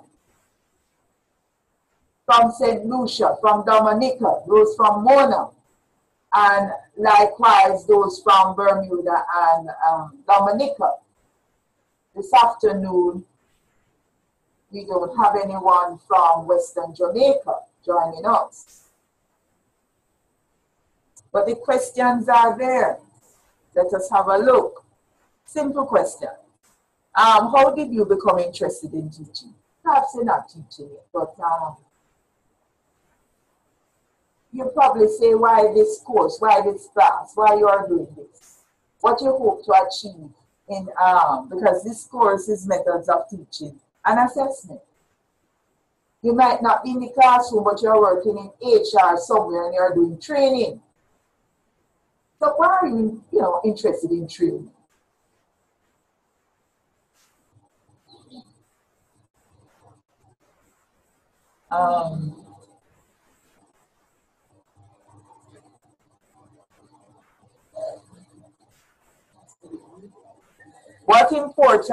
What's important to you in your teaching? And you could reflect on, as I said, what would be important to you in your teaching. What would be? I'm not teaching, but this would be important to me.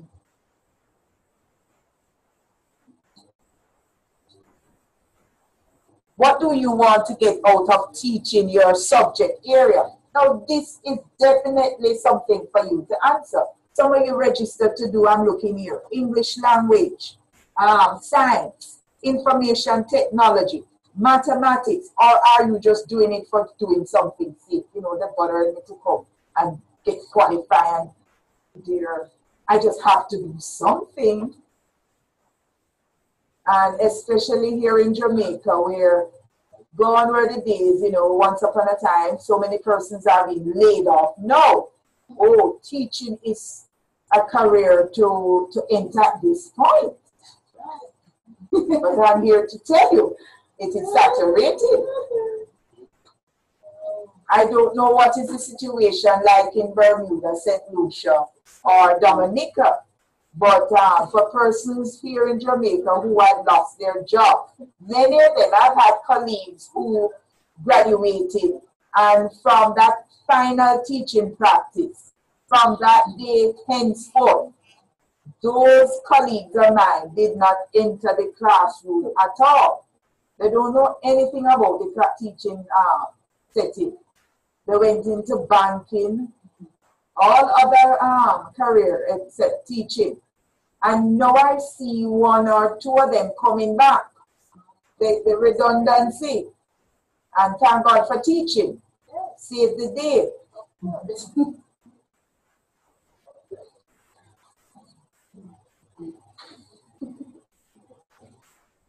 Okay. For some of us, it's a second career. Yes. Second career.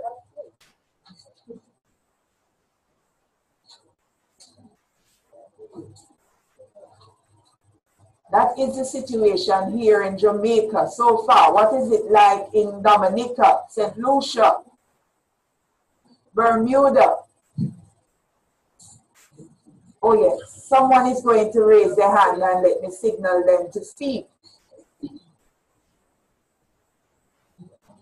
Oh, very good, Diane. Well done. From Dominica. In Dominica, we have a human resource shortage. Okay. So, yeah, so we need more qualified trained people. All right. Yes. All right. So, are you going now to look at some of the leading questions there? Is it that you want to, for someone here at Mona or St. Lucia to interview you and you respond to them, and then do likewise, you interview and they respond to you? Or you prefer to share with us without the interview, or someone from your side doing the interview, or elsewhere? So many options. Oh, just anyone. The only person I remember from last year was Celia. All right. Yes. Oh, very good, very good. Yes. Who would go first? Okay, I'll go first. Right. So you want me to interview her too? All right. Maybe. What's important to you? I'm doing good. What's important to you when you're teaching? Or if you were teaching, what would be important to you? I am teaching, and what is important to me is the future. I know I will get old. I'm already old. I'm getting older. And every time I step into an institution, sometimes I see one of my past students. And it really drives home that whatever I am doing, not only in the classroom, is going to determine how I live when I'm older. And I have to share influence again. You know, so I think I'm shaping my world by shaping my students. That's interesting. I don't have such lofty ideas. To me, I would like Dr. Lattibeaudiere said, for me, teaching and learning should be fun. And so my thing is what's important is, and I have it on website that we have at my school. It's not that the student gets an A, which shock and horror, a teacher who doesn't want their students to get A. What's more important for me is that they remember. So sometimes it is that they remember how to learn. Sometimes it might be one or two particular things that we did in the class or the way we did it. That's really, that is what I want, because that's usually the gateway to something else.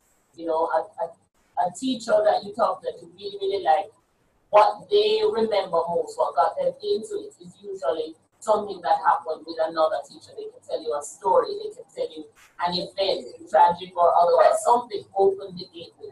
So we have a lot of students that have very closed minds, and I want them to have open minds. So I'll let you choose the next question. What subject do you teach and why? Okay. I teach information technology, and I teach information technology because I studied information technology, and I studied information technology because my mind works that way, even though at the time it wasn't working well enough to do math or actuarial science or economics or any of those lovely things my father really wanted me to do. Yes. And you? I teach mathematics.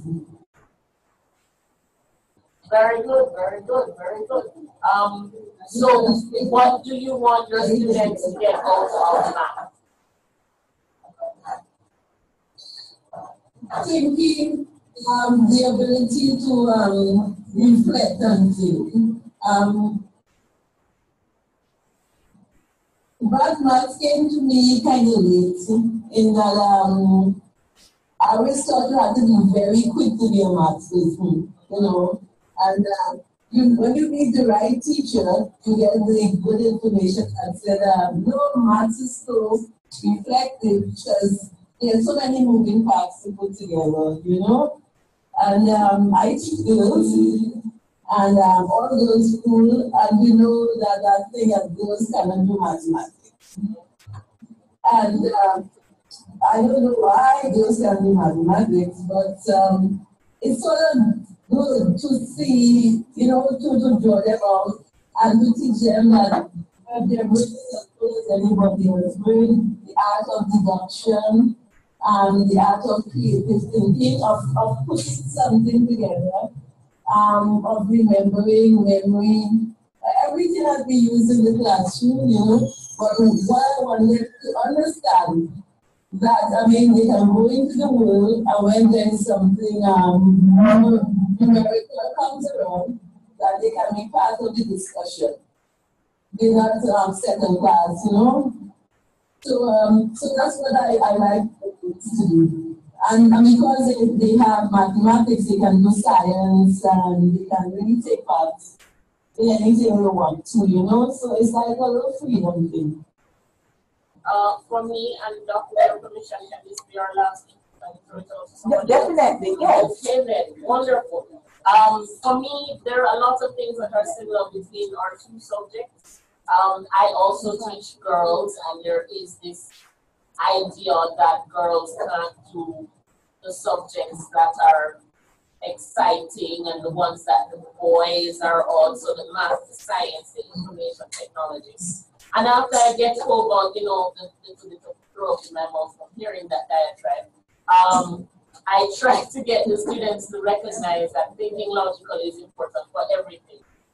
Recognizing the details in information technology applies to recognizing the details in biology, and recognizing the details in English literature, and recognizing the details in everything else. And you kind of get a little kick when you see a student, you know, one of your students show up another student from another school, usually of another gender, you kind of go, right?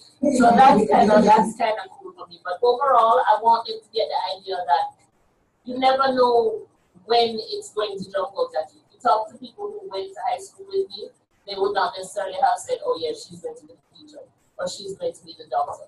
Having just like 6 months ago, just had my 25th reunion at high school. There were so many of us there we're doing something completely different from what we started doing. The brainiac science girl is now doing artwork in Mandible and selling it online and doing note cards and doing pencil sketches, which is completely different from what she studied. You know, I studied history and English and, you know, the writing, accounts, so everybody was thinking, yeah, business, and yet I'm a teacher, not of business, but of IT. So I want them to keep their minds open, like I said, because from the group of students, you never know who's going to be the next Bill Gates, the next Steve Jobs, the next Zuckerberg, the next anything, yeah, the next Albert Einstein, exactly. So on that, I'd like to throw that out to Ms. Chung and Mr. Robbins. All right, I think I like that. Sean and Robinson from Jamaica.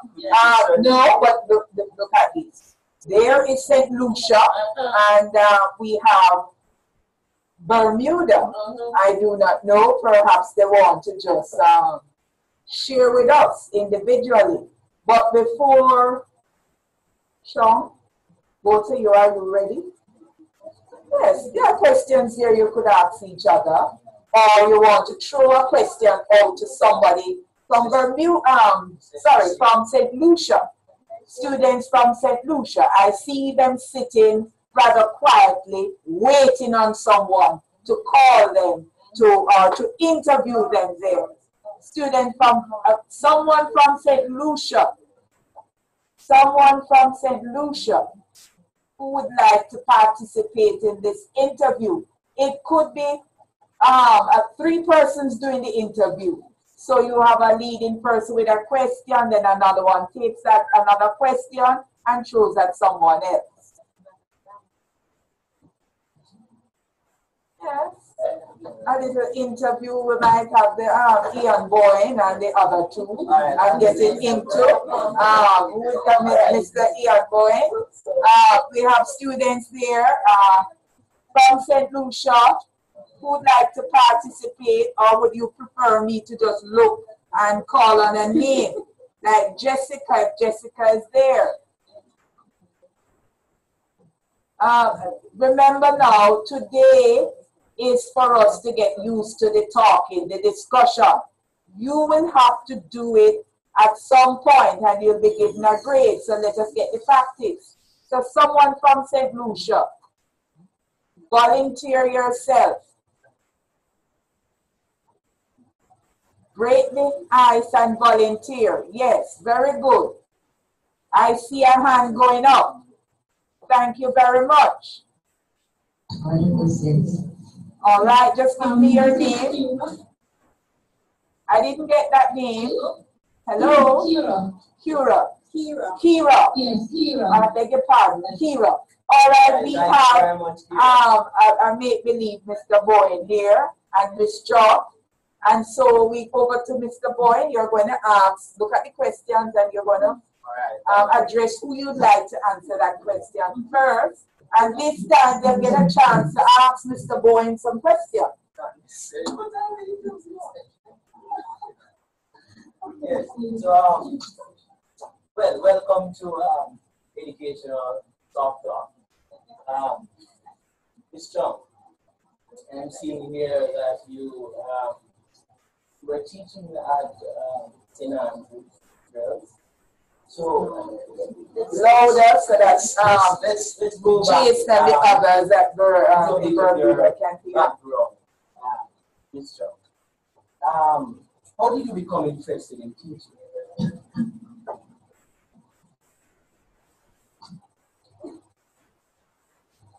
So sure. Do you have any mentors that you might If I were to say I had a mentor or how it started, me becoming a teacher would be my grade 6 teacher. Always off giving responsibilities.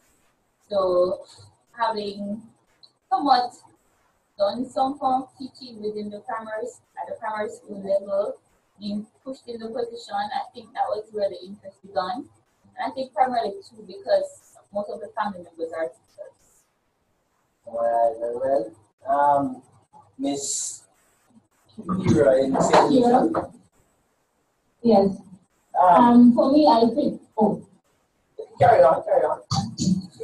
Okay. I started thinking about teaching, I think, as early as when I was around 10 or 11. When I was in grade 5, and I had this teacher who was like the most awesome person ever. And she made teaching for so exciting, and I just felt like it was something I wanted to do. Again, and that's all. I mean, even as I moved up in my schooling, and people would ask me, I said I was a teacher, and they said, why? You won't make a lot of money, and you know, why you go to school just for that? And then, you know, I kept it up because that is what I wanted to do, and that is what I see myself until I'm 60 or 65 or whatever. Yeah. All right, Ms. Kira, thank you. And what do you think is important to you in your teaching as a practitioner or a future practitioner?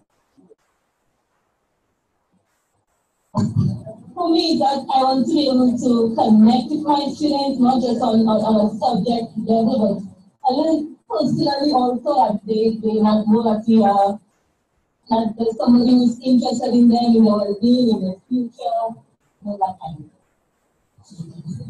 All right. Bishop,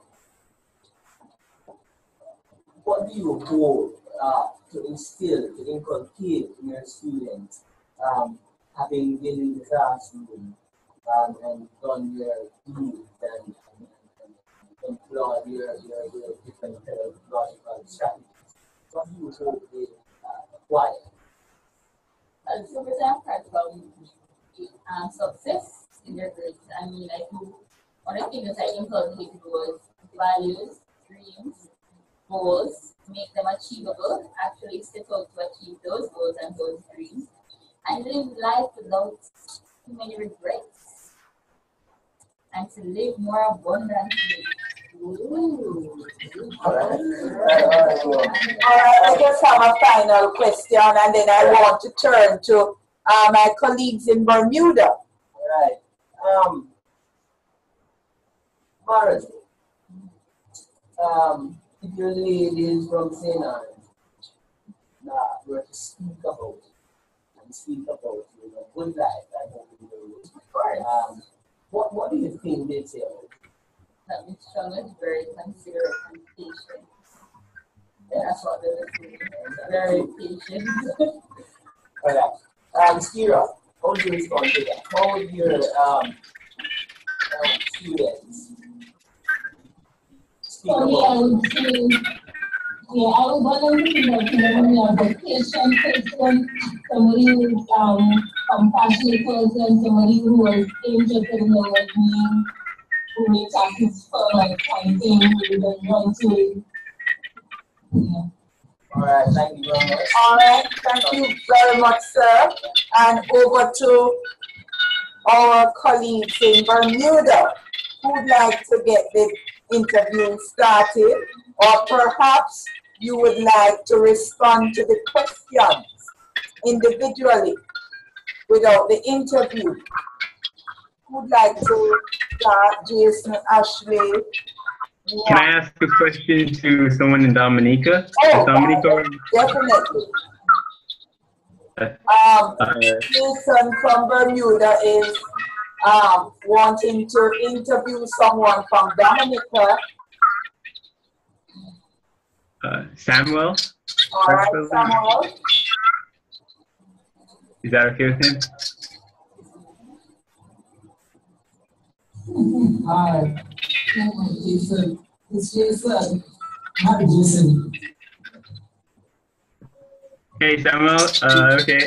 I wanted to ask you the question, what do you want to get out of teaching your subject area? Okay.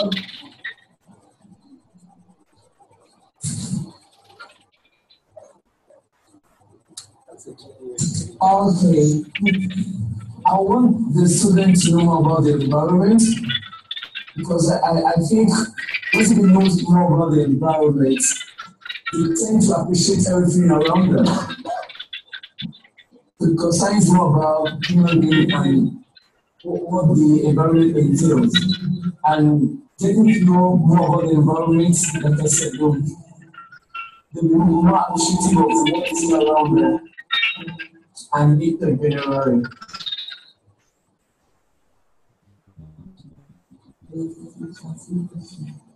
All right, you want the question to, you want to ask Jason the same question or another question? Okay, Jason, what's important to know in your teaching if you are teaching presently? Can you say that again, please? Sorry?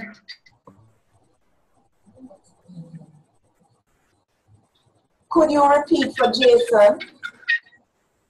I said, what is important to you in your teaching if you are presently teaching in a classroom?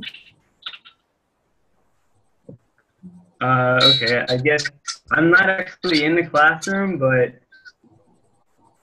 for me, what I think is important to teaching when I do get into the classroom would be to be an effective teacher, I guess, and I think that means a lot of things. Like we talked about having a student-centered classroom, and I guess having high expectations for the students based on their developmental level and based on the current knowledge that they already have, and also being clear on how students can achieve the expectations, and being a reflective teacher, being mindful of the consequences of my actions in the classroom and how they can affect students, as well as being open-minded and thinking about or analyzing my techniques and being open to consider different ones and to admit when I maybe made a mistake. I guess that's some of the things. That's kind of a long question. Oh, okay, thank you.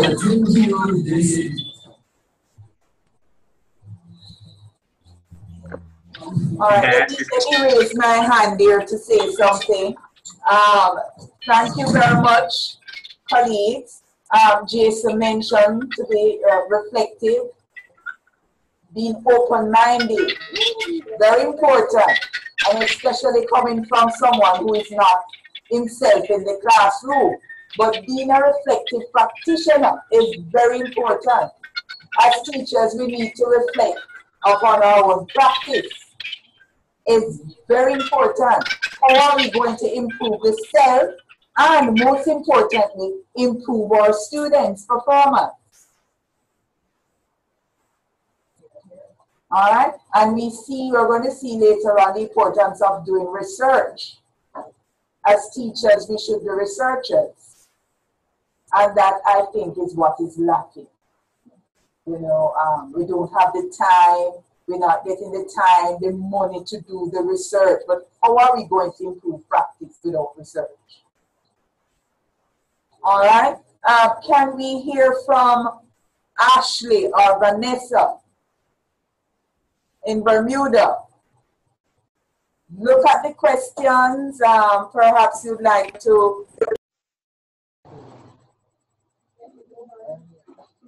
All right. It's time to welcome students from Western Jamaica. They're coming to you shortly. Is that Ashley? Hi, yes, I'm here. Oh, welcome, Ashley. Would you like to someone from probably Western Jamaica? Or, is there still an Ashley? It's up to you. Classroom? Who would like to interview? Is there an Ashley in the classroom? Is there an Ashley in the classroom? Oh, there's Ashley. She's not here. She's not in the room. Oh, she's not in the group? Right, so. I guess I could just ask Tracy in Bermuda. Tracy, are you there? Jason. Tracy, Tracy, are you there? Jason, Can you hear me? I think Ashley wants to interview you. Tracy and Vanessa. Oh, Tracy.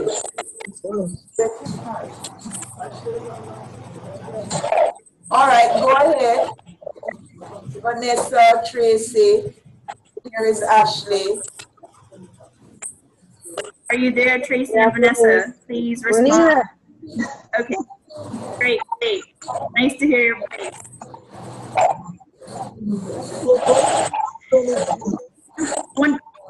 One quick question, Tracy. How did you become interested in teaching?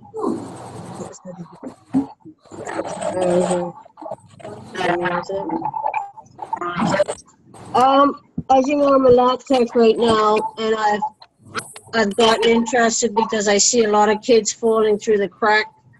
So I want to work with the ones that struggle academically, not because they're not capable, but perhaps they don't have the background when they come to our houses. Did you hear that? Very nice. All right, Tracy could go ahead and ask a question, please. I'd like to ask someone at Mona a question.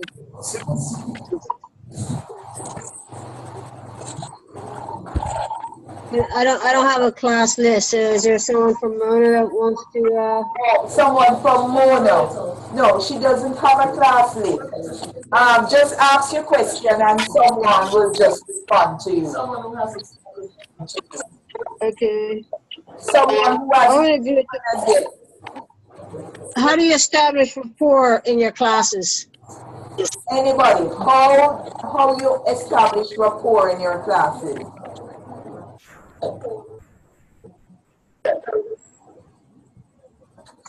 How do you establish rapport in your classes?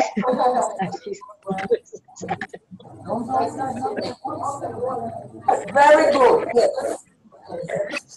Okay, thank you so much. Walter is responding to you, Tracy. Sorry, I didn't catch the name. Cabell is responding to you. Go ahead. Okay. All right. I'm a nurse educator, first of all, and I'm teaching adults. I teach adult learners. And so it's a little bit more challenging for me as opposed to maybe students who are a little younger. What I tend to do before I start a session, first of all, is have an icebreaker.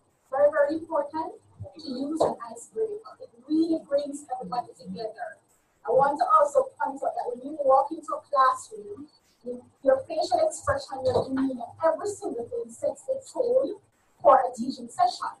And so once you walk in, you want to ensure you're confident, yes, but you also want to ensure you come out very non-judgmental.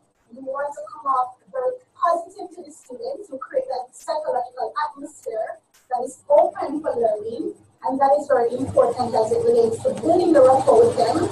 Before you even get into your teaching, you want to also find out how they are doing. I apply a lot of Carl Rogers' humanistic approach to my teaching, and so I want my students to know that I am here for them, and I'm also interested in their personal issues that may be going on, because that can affect their learning. And so if I identify from the beginning that there are issues with them and I can address them in whatever way I can, I think that will break down the barrier that they may have in the defense mechanism that is there. And so ultimately learning can take place, and that is what I do to actually build rapport within my classrooms. All right, thank you. That question was made for you. Well done. Are you satisfied, Tracy? Vanessa, would you care to ask a question? Should be satisfied.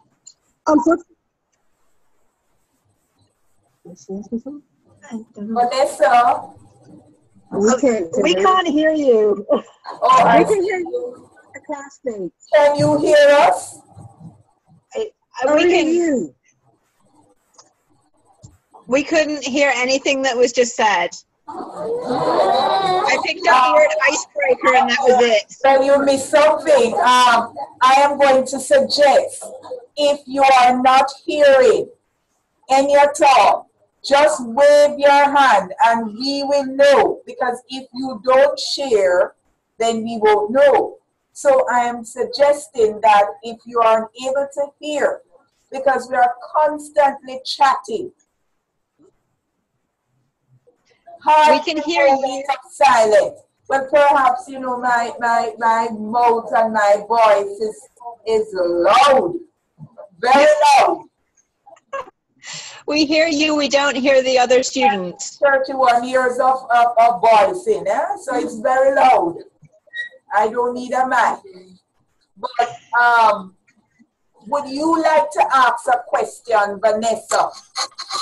I'm suggesting when persons are responding, just, you know, increase your volume somewhat so they can hear. Because the connection is somewhat unstable. That's the thing with the video conferencing, you know, it's never perfect. And that is why I ask students to use the container. Go online or RBLE and access what is put there. If you are unable to do so, I am just a click away. Email me and I will assist you. All right, so let us hear from Vanessa. I'd like to ask someone in Mona how you go about motivating your students.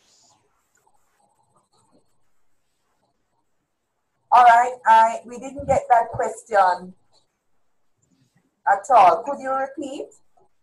How do you go about motivating your students? All right, she would like to find out from someone in Jamaica how you go about motivating your students. You want to motivate your students to learn. Anyone, what do you do?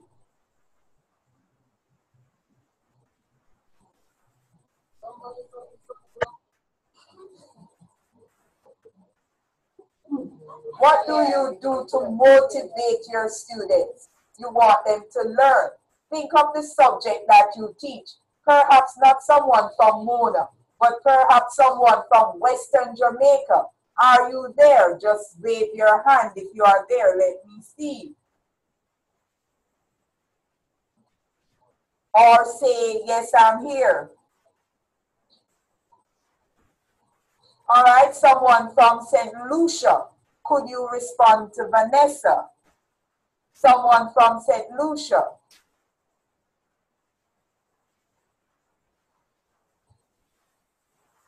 Just give your name and respond.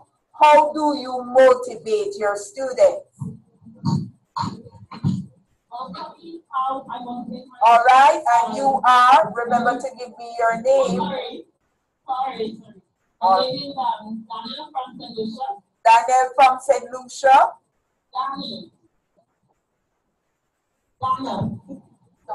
Donna. Okay. So Donna from St. Lucia is responding to Vanessa from Bermuda. I use a system of reward. So if students do well, we reward them for behavior and other homework. Little tokens like an eraser, pencil, something so they will stand out and continue doing well in school. All right, so you use incentives, little erasers, and so on. Suppose you're unable to give the erasers. What else can you use? Some other intrinsic motivation. What else? Because sometimes, you know.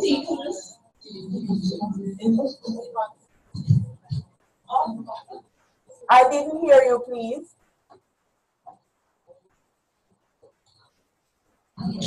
We give them positive reinforcement. Oh, positive reinforcement.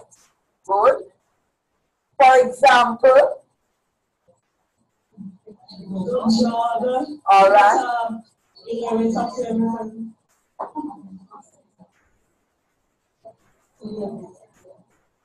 All right, positive reinforcement. And might I say something here? A student will perhaps get 3 out of 20 on an assignment. But guess what? It is the feedback that you provide that student with. You know, I see you tried. However, you need to do this and you need to do that and so on and so forth. Exactly. And you always begin with the positive.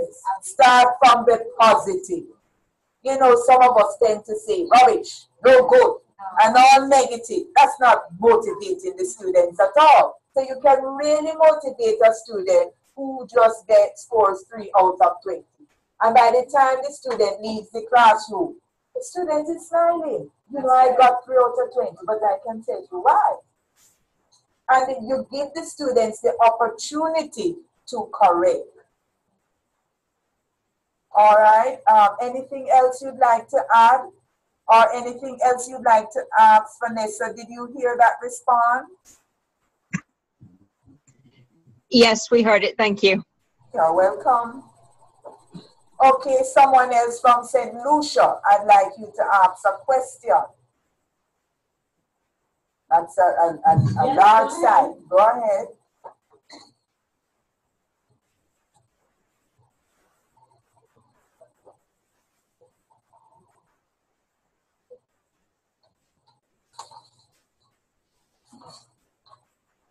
All right.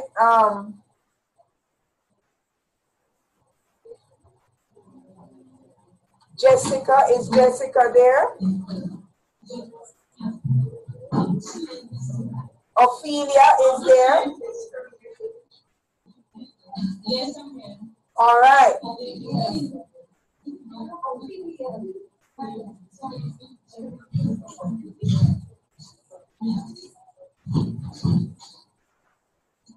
How do your students mentors describe you as a teacher? All right. Is it that you're asking your colleague there, or would you like to throw the question? Yes, my colleague. All right. You're asking your colleague in St. Lucia. Or we have Bermuda, we have Jamaica, and I'm seeing where we have Western Jamaica, but I'm seeing no one there.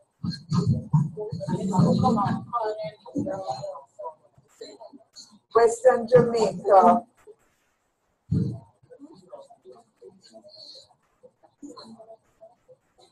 Kerry and Ray. Is Kerry there, please? Western Jamaica.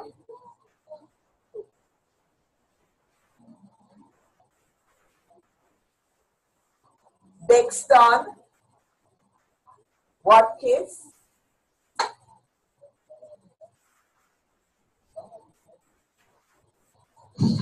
How your students mentor describe you as a teacher? All right, you're asking your colleague. Jessica. Hi, this is Jessica from St. Lucia. I think my students would describe me as caring, patient, very interested in their well-being, and someone they can turn to whenever they need help. All right. One more and then we move to another activity pertaining to this same activity. Move to something else. I think we have exhausted the interviews. Please go ahead, St. Lucia, and ask another question. Okay. Ophelia again from St. Lucia. How do you establish rapport in your classes?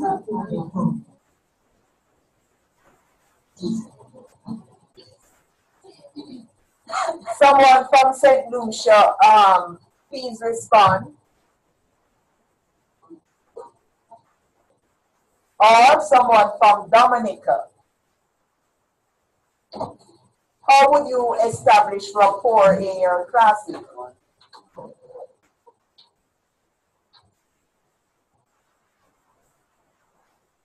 Okay, I'm Kira from St. Lucia.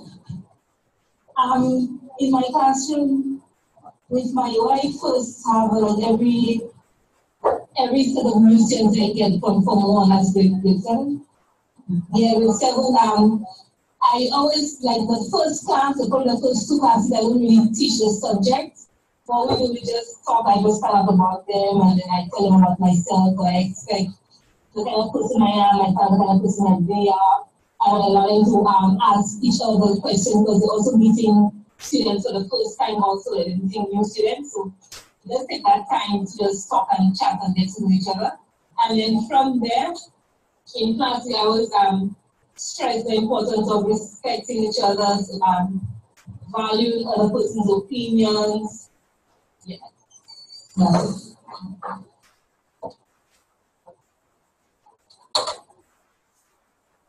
All right, thank you very much. Now, what I want you to do is to persons who can access or VLE is to respond to your colleagues. Some of your colleagues have posted. Respond to them. Perhaps respond by asking a question or clarity for something that was mentioned there.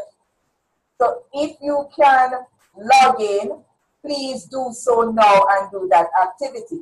For persons who are unable to access or their leave, I'm suggesting that you write your philosophy statement and you are going to email that to me, post it in the email address that I gave you, and the password is now assessment1. One word, assessment1. So you post it there. As soon as you have access to RDLE, post it in the activity 1.1 forum for us to look at. You will need to do so that you can always go back to your post towards the end of the class and see how much your philosophy has changed or your statement has changed over the few weeks. So you now have an activity to do. So what you can do is mute your mic and discuss further among your site members and post to the forum. So we are going to bring in the forum at some point. I'm going to give you 10 hours to do that. And then we look in the forum at what you say. Each student must respond to 2 posts. Make your post and respond to 2 others. A comment on 2 others. Are you understanding? Professor, here. Oh, I see a hand. Go ahead, please. Ashley from Bermuda. Yes, just receiving word from the tech people that the occupancy for this course has maxed out, so they're trying to lift that so that the rest of us who cannot access the activity box, as you call it, container, will be able to soon. They can't give me a time frame on when I will be able to have access to participate, but they are just letting me know that they're working on it and that I cannot access because the capacity has been reached its limit. So they're trying to work on the network to expand that for the rest of us. Okay, good news. That's good news. Vanessa and Tracy, are you in the same position? Meaning you are unable to access or their leave. Remind me again, Jason, are you able to do so? We can actually access it. All right, let the ladies go ahead first, yes? Ladies, Vanessa, Tracy. We can access our VLE, we're in now. Oh, you're in now, excellent. How about you, Jason? No, I'm not really able to access it. Very frustration. I see it on your face. Were you able to access the email address? Assessment, it's now assessment 1, that's the password. Yes, I was able to access All that. right. You got my email. I sent the same information that's in the on the Gmail. I sent it to your email, the information. Did you receive it? Yes, I did. Right. Now, what I'm going to ask you to do, because you are able to access our daily, is to write your philosophy statement and email it to me. I actually did that already. You sent it to me? Yes, to that address. Oh, excellent, excellent. Now, I'm going to suggest that in the meantime, when you are unable to access my reading, that's another problem there. You know what? Let me find a way to send you the readings between now and tomorrow via Google. Okay. Share something with you so you can do your readings. Okay? Okay. Because you are unable to access the container. Okay, thank you. And all the information is laid out in the container. So I'm going to try to see how best I can share all of that with you. Okay. If you never access the container, you need to do some work. I'm sure you want to pass it first. Right. So I am going to mute now and speak with the technical person here. So how best I can help students who are unable. I see a hand up in Dominica. Just give me a second, sir. To help students who are unable to access RBLE. Okay? But for right now, look at go through your guide and so on. And if you have questions to ask, just indicate and I'll respond to you. All right? Okay. Thank you. But I don't know if you can link up with Vanessa and Tracy. Are you able to do that? At some point I will. Yeah, at some point this week I should be able to meet up with them. Meet with them because eventually this is a public holiday for you there now. So hopefully tomorrow or Wednesday you'll be able to meet up with them and share with them when they access all their needs. You'll be able to see the reading materials also, aren't you? I would think so. Once they can get off, then I mean the public can share the information also with you. But I will see you have it sent to you. Okay, Jason? Okay. All right. Okay. Yes, and Ashley too. Thank you. Okay.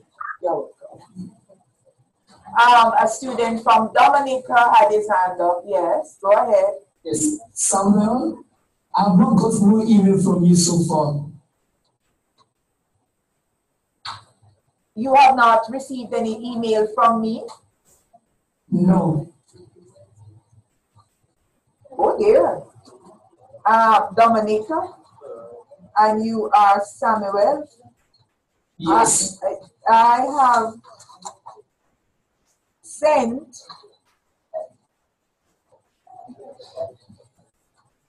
an email, just give me a minute there, Mr. Samuel. I have used the email sent to me by the office here and to everyone, but thanks for telling me. I'll make a note of that. Are you able to access the EDTL 5000 email? No. Could you ask Diane is next to you? And perhaps Diane could forward her email to you. A simple one, quite rather quickly. Forward the email I sent you to Samuel. Just send Samuel that email. Thank you. Yes, problem solved. Now the others should be busy who can access the container, writing their philosophy statement and posting individual statements and comment on to others. So you have some class activity there to do. All right, I see a hand from Mona.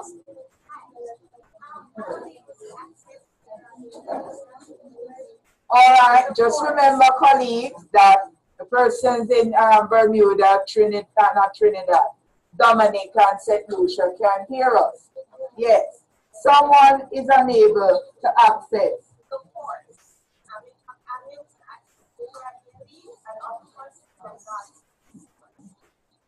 It's did you type in just a moment.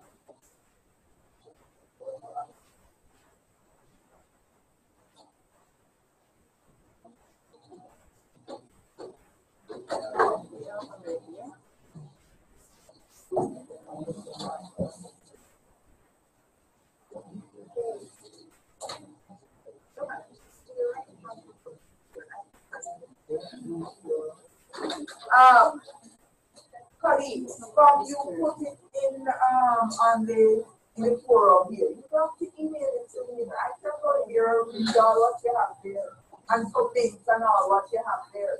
And that is why yes, you have your technology and your smartphone, but when you use the smartphone, it's not a personal.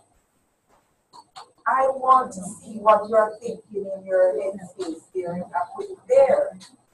Use the personal when you have a little group, say you're meeting, you can create a community Facebook. Fine, go and not let you Jason and others here.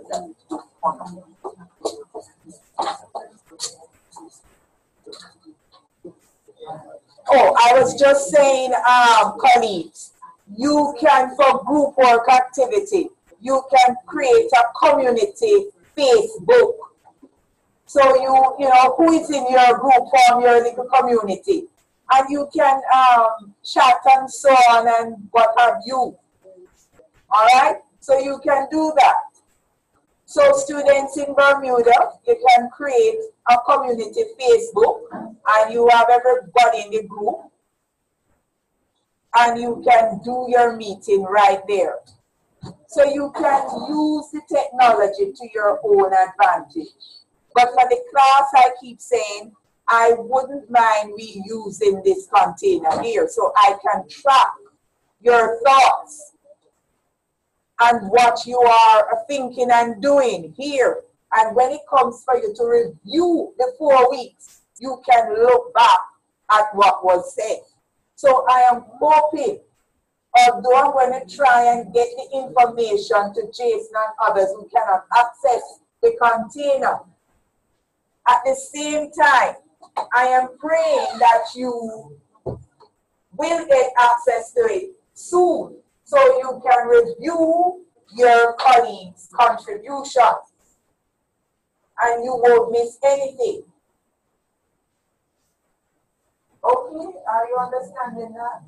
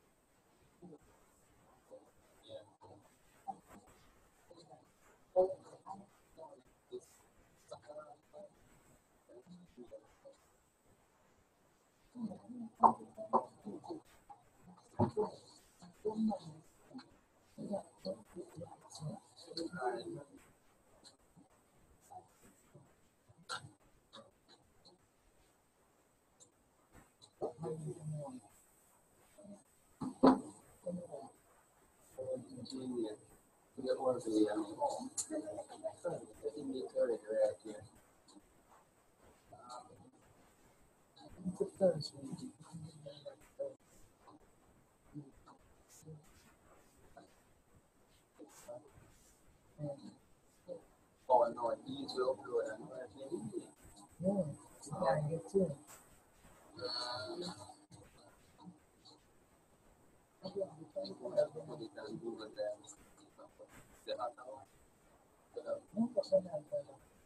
I mean, the ones that we did in but yes, yeah, we could have sent it, but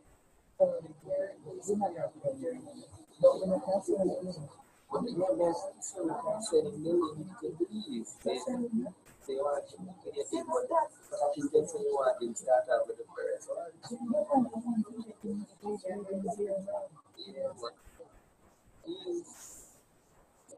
Unless you don't know them now and then. So I mean, don't know what to do.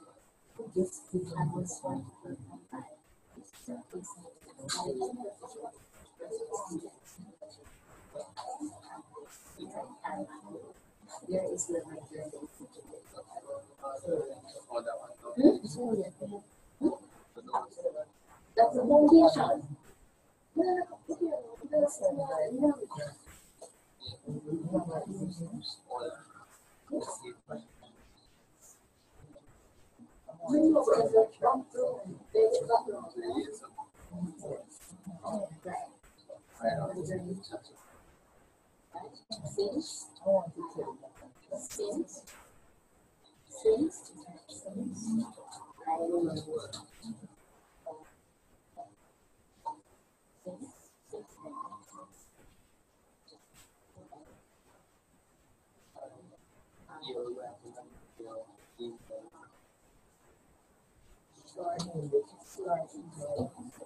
That way you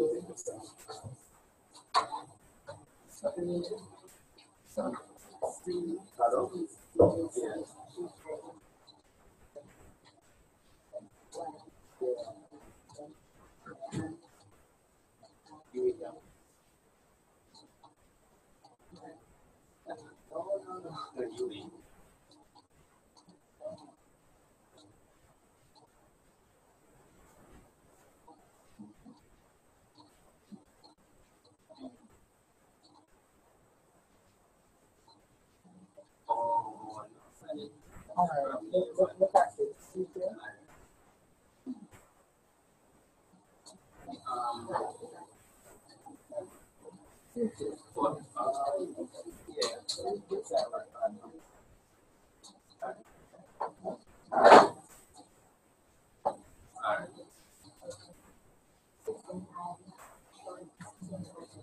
I'm trying to send Jason a reading.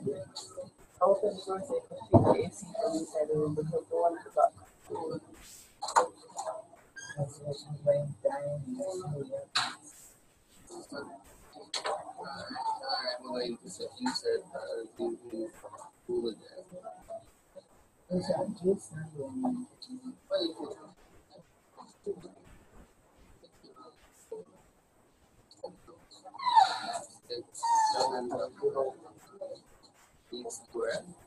Is it on the No. These are on the computer. Remember when you check them, you don't know them. Yeah. It's not all like just some of them. Just some of them. So just those two.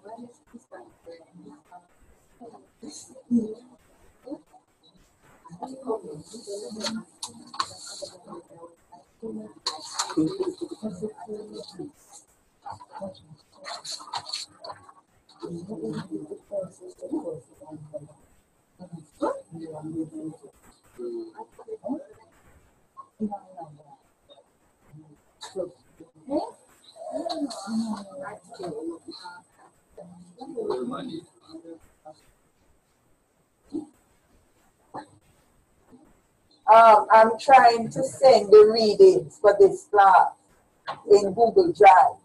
So I'll tell the others. So if you can't access this, then you check Google Drive. Are you understanding? That's what I'm trying to do. Put the readings in Google Drive for persons who. Okay, I'll try that.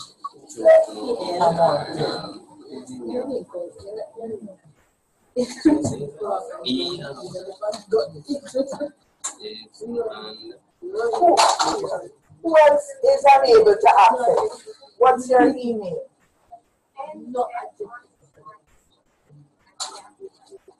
And you remember that? NF what? NF underscore, right. Anybody else is unable to access? Me, Sonia sends. So what's your, you're gonna put it in the screen now. Put it in the screen. I'm actually in your email. No, put it in this email. But I want to send it to Jason. Send it to that person. And that is why I put this word in there. That's why I did this address.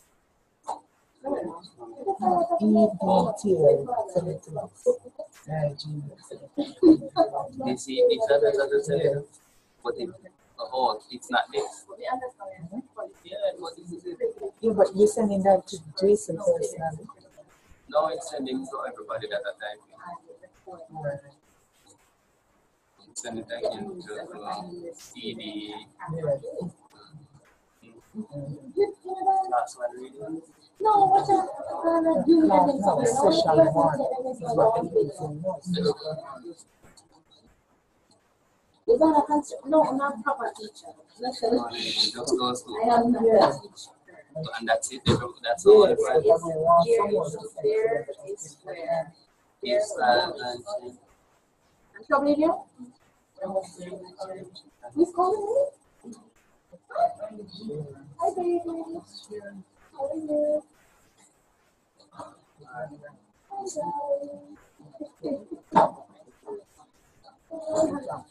There was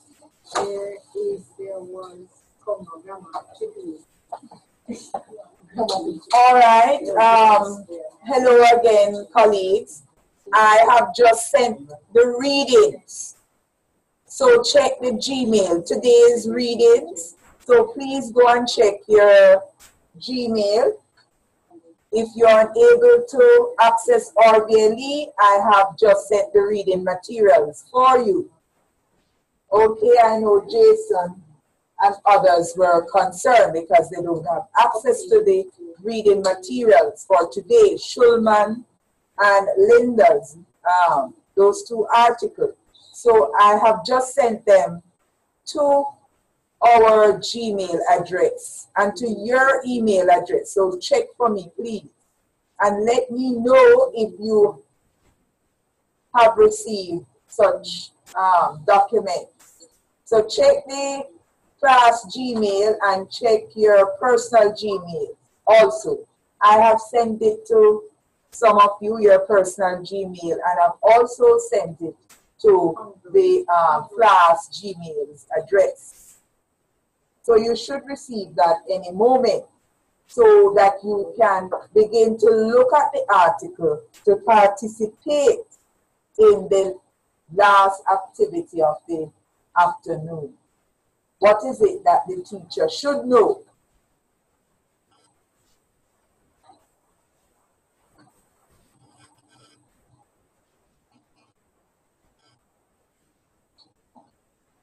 And for the persons at Mona here who will be doing the presentation on Tuesday, I have the article here for you.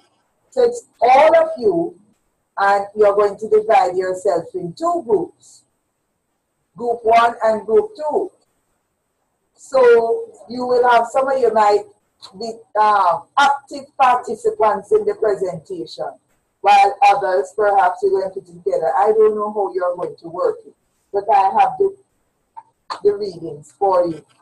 And I will hopefully send some things to help you, to speed you along.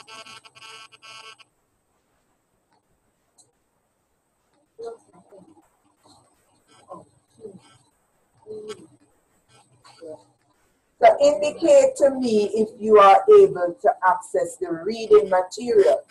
Just wave your hand, request to speak. Okay, I see Diane. She has a hand up. She got the reading material. She has received the reading material. So Dominica is okay. If you are unable to access all VLE, I have sent reading material to you for this class. All right, Jason. Very good, very good. So you can have a look at it, and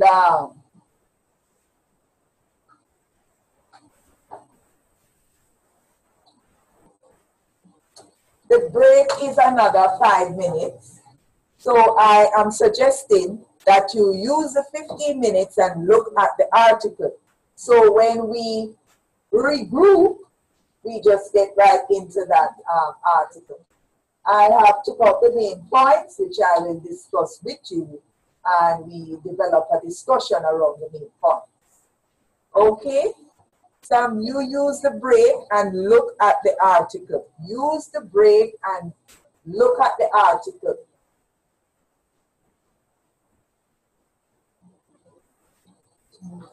And we will meet back at 5:30. So you have this activity posting to post, and you are looking at the article. All right. Please, Schulman and Linda Hammond, the two articles that are for activity 2. So if you can access all VLE, you can. If not, I have just posted them via the group email.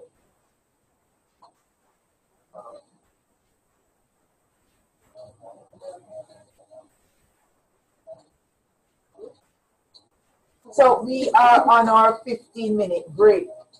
So we will resume at 5:30. So I think we can, colleagues, you can mute. Please do.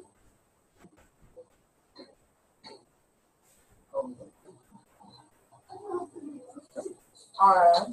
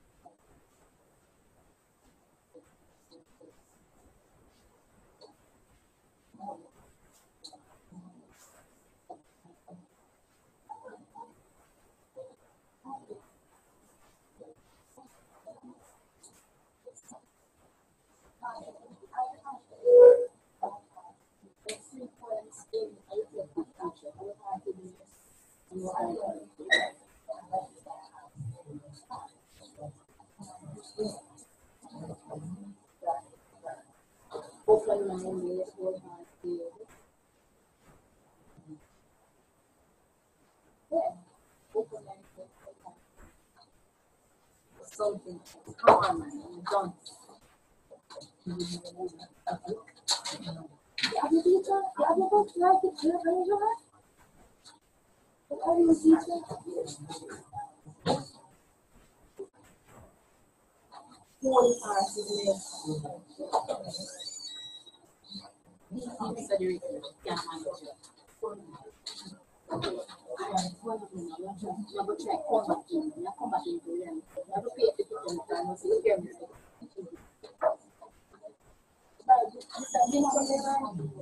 What is your fee? What? You could like that? Could you? Remember, did you send that one time?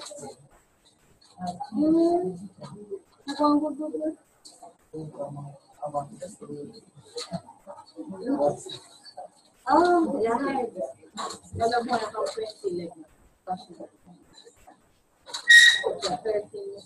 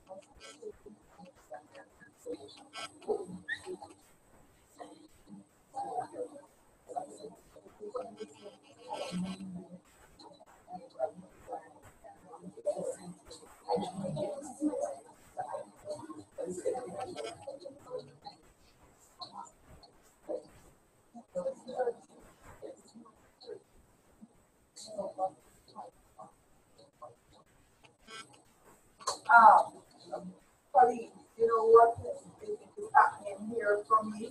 You realize it's not 13 persons sitting here. Are you realizing that? Huh? It's not 13 persons. You're supposed to have 13.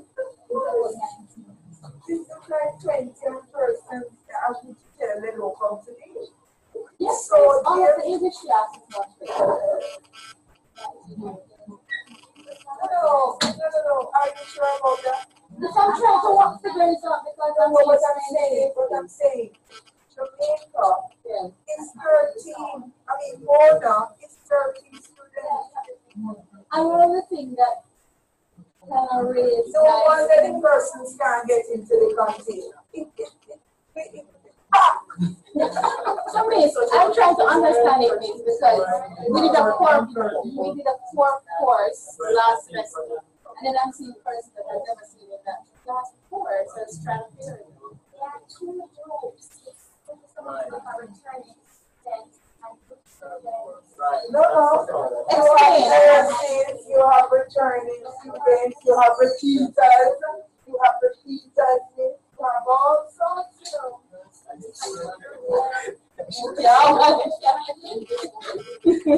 therefore, I'm saying to myself, I have neatly organized myself, you know,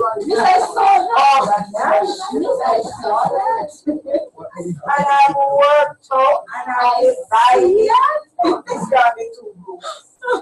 I saw that video on top of it. This got me two groups.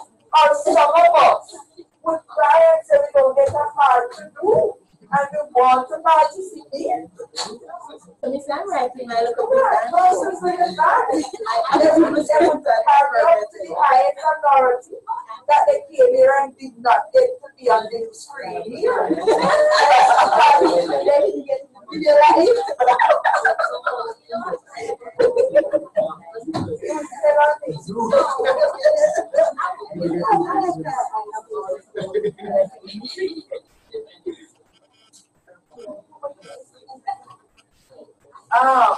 You know, I'm going to still see.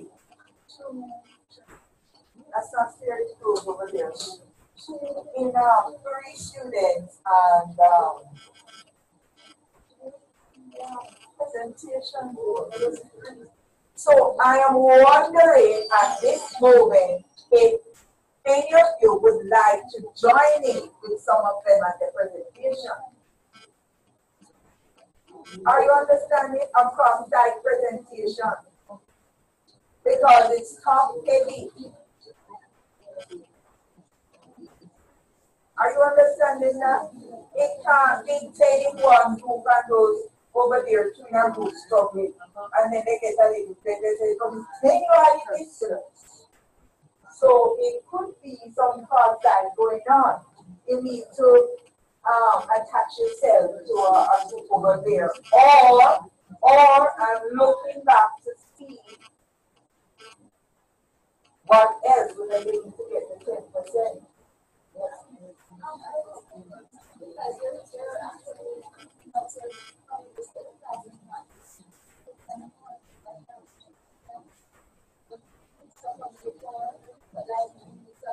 No, problem solved. No, problem solved. I'll tell you why my problem is solved. If you notice, the activities are plenty. And so what we'll do is, if it's criteria in here, 4 to a group, 4 persons can be working on our 3 expository, that's all that is. We have expository, guided discovery, discussion, and problem solving. All right? So each group, what will happen is that out of the entire class, and then might get 4 groups. Are you understanding? So one group of 3 will take 1 of these. The 3, because it's a short time that you have here. So the 3 you will meet. So what I need to do is to spend this video 10 minutes before and work out the logistics. You're going to remain with the 2. But I will split it further and give you 2. All right, the first 2. So the teacher understands. And I'll share something with you when you go out into the world of teaching or some of the never volunteer to do your presentation. You know what? Right. Why? Because others have done here and they're very critical. Yes. And it's hard on you. Yeah. First is all the new disposition. And second, well, But when you go first, people will see with you that you are number one. And if others are looking at you. So the only person looking at you when you go first, this is who? The teacher. The others don't care what you do. They don't see it because I'm busy looking at what I'm doing. I am the only one seeing you. But anytime you go last, you have the tutor, you have the student.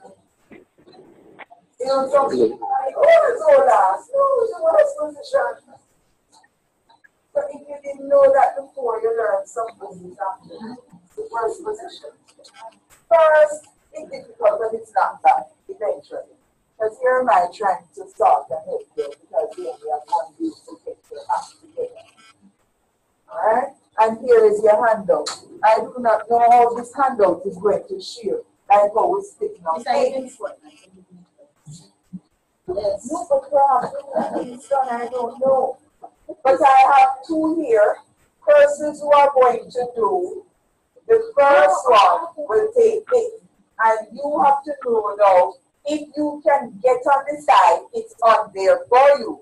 So if you can get on RBLE, this is, no, it's not here. Actually, this is not here.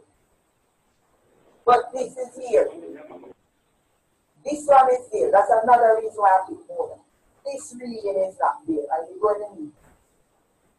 I couldn't get it scanned in time. So you're going to need it, and when you go into the container for reading, there are additional reading for differentiated instruction. But you definitely need this to help you. The others, this is there. So you have a head start. The only person I think should really hold on to this is somebody who cannot get on RBLE. This, somehow you have to read and get it copied. The other readings for this is on in the container that goes along with this article here. This is some handouts from groups that you might need to answer your question. It's right there. Alright? So you are to decide. But we need to work on the logistics of this. We are saying that we have how many students in the class? 20. So it will be at least 4.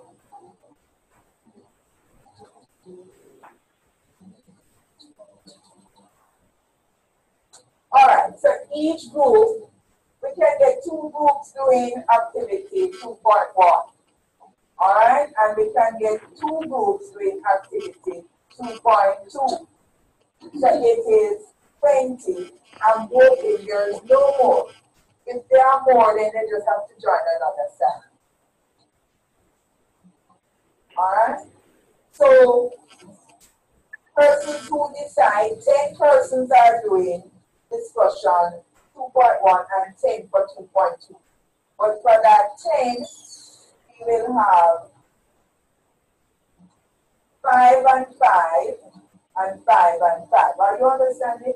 So 5 people work on these 2, expository and guiding. 5 again on discussion and problem list. And then now, for the other group, one will answer, one group will do question 1 and 2, and one group will do 3 on 2. 3 is more challenging. What is differentiated instruction? Is just one answer question. The challenging part is discussed at least 2 ways. So one group will attack the 2 questions. And the second group will look at number 3. So we have 1, 4 groups, 4 sides, 20. So 4 groups of 5. Because over there has people 5 and then doing 1. So it's still a little better, but you're going first. And you're going from up. So I'm trying to give you fear.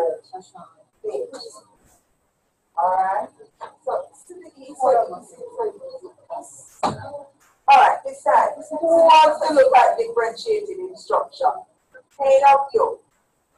Look here. You're adults. And I'm going to leave it with you. Here we are, the two handouts. The only handout that is not in the container is this one. Activity 2.23 differentiated instruction. All the handout for the activity is there, but not this one. This is in there. The first activity that you are doing is in the container. That's group one. So I'm leaving it to you to decide among yourselves, 10, how you're going to do the question. Are you understanding? Here they are. We won't spend this time and sort you out. And I'll just divided and tell you how it's going to go. So it's 10.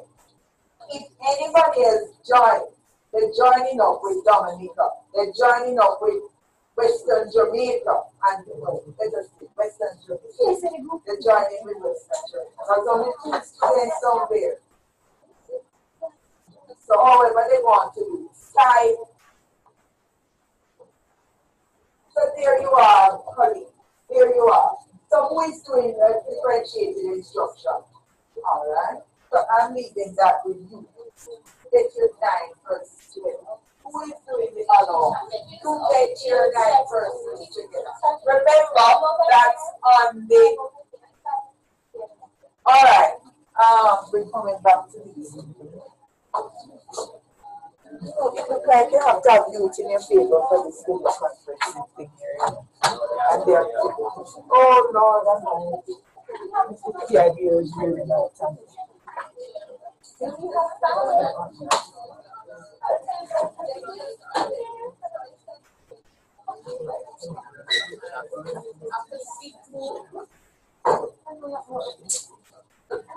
Listen to this now.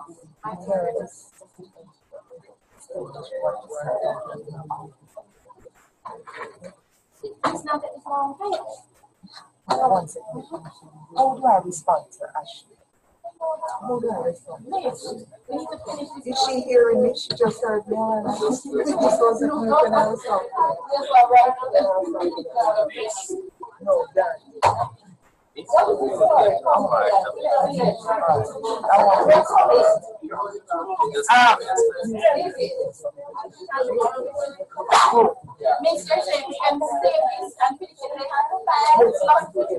But I want to respond to her.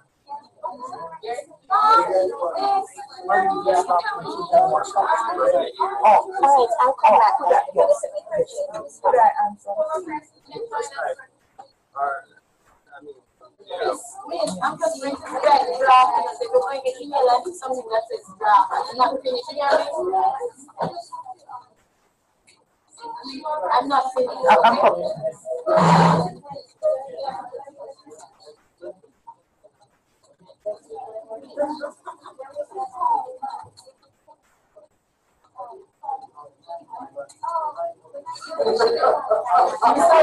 I'm coming.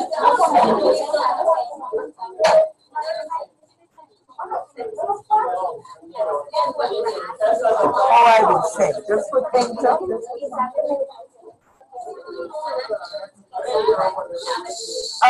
Could I need to regroup the students, are emailing me. They feel out of the loop here. So apparently I had the coach and they heard me talking and so very confusing to them. But yes, you see that's a problem when you don't mute, they're not understanding. And I don't want them to feel as if they're not part of it. So could you just have a seat, please? Have a seat. Have a seat, please. I need to get the others in a loop. The other topics would be economic science. Yeah, man, that indicates what you are doing, But I need colleagues. I need to regroup. The students have been emailing me. Apparently, they heard me discussing here. I didn't know. So, and they say they don't know what is it that's going on over here. No, it's affecting my things over here. Sorry about that, colleagues. Welcome again. Ashley from Bermuda was very concerned. Apparently, my mic was not muted. I beg your pardon on that one. But I was discussing with the students at Mona in our break session, because we had a break session of 15 minutes a while ago, explaining read their presentation on Wednesday. They are presenting on Wednesday. So they need to get themselves organized, and I was using the short break to explain to them what it is that is required, getting them in the group and so on. So that was the order of the day. And I'm also going to suggest that persons who can access RVLE to look and to share with others what it is that their read their group activity. And so you can get to plan and get me involved in your planning. I am going to try and have a time where I will concentrate on, it could be St. Lucia, Dominica, Bermuda, or Western Jamaica, read your activity. So I'll give you a close-up. You might want to talk about it. You might want my assistance in planning your presentation. You are most welcome. But as I said, for the students here in Mona, it's just one day in between, and they have to go on Wednesday, and it's 10 marks. The others, you have your next week, you have to go next week. Not like you have to go on Wednesday. Okay? So I see a hand at Mona here. You could go ahead. All right, your colleague is speaking. Let us hear her.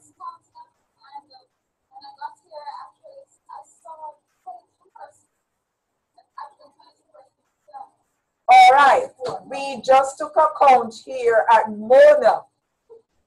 Initially, I was given a list that said 13 students at Mona, 2 at Western Jamaica, 5 at Bermuda, 13 at St. Lucia, and 3 at Dominica. Is it that the 3 students are at Dominica, Diane, or is it 4? Only 3. All right. All right, so could I have my pencil? All right, could I have the 3 students' names?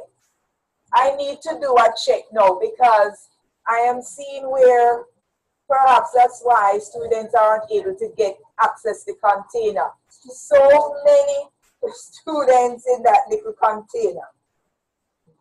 All right, could I have the names, please? Let me just, from Dominica. Samuel is here, well. Roslyn. All right, hold on. All right, okay. And third person. Diane, right. So we have accounted for Bermuda. Jason, are you with us? We have Jason. Yes. All right, who else? Ashley. And then Vanessa and Tracy. There's so only 4 of us. Jason.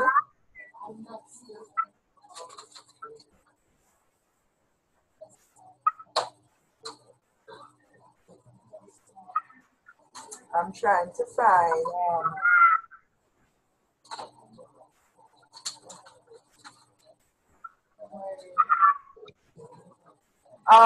Kiva isn't there, no. Right, she's not here. Tracy, yes. Vanessa and Ashley. Good. All right, so we have students from St. Lucia. Who is absent? Anya? Anya, who is absent from St. Lucia? Pardon me?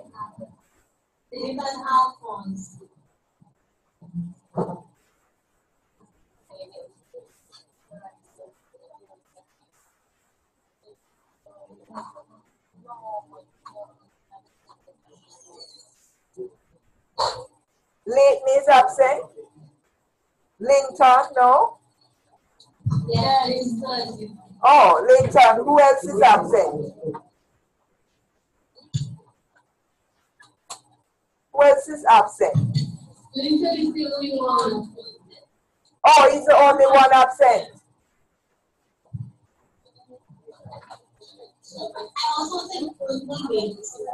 All right, let me, Hilton is here.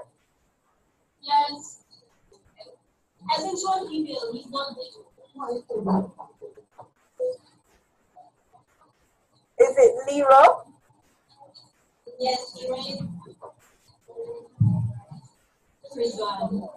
Dana is here. I'm required to take the register. I just let you know it's one of my requirements, so bear with me. Jessica is here. All right, very good. Ophelia. Yes. Nicholas. I see a hand, good. Anya is here, well, yes.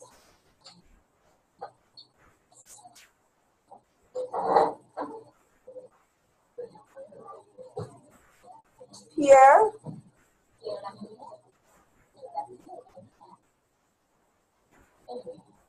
Sabina. Is it Sabina?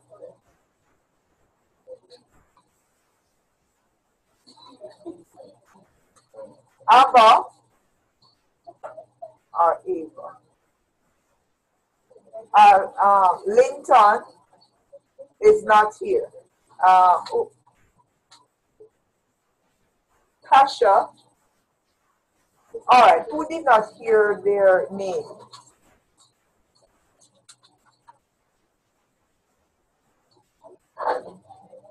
Zana.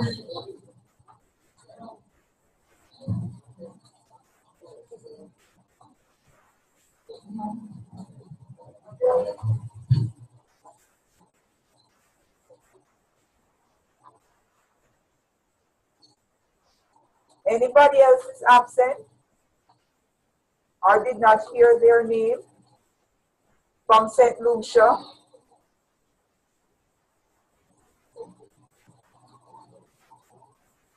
Octave. Hope I got that right. St. Lucia. Octave doing mathematics from St. Lucia. Absent.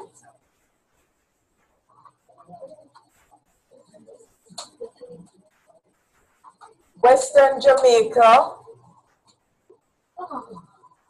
Well, both students are absent.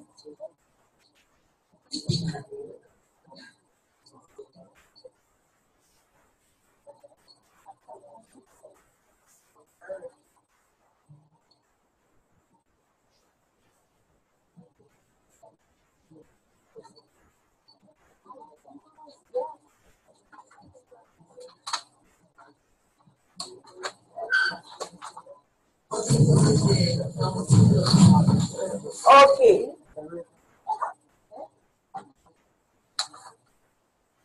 Let us look at the second activity. Any comment on the first activity? The statement of teaching philosophy. Any questions from St. Lucia, Dominica, Bermuda, Mona?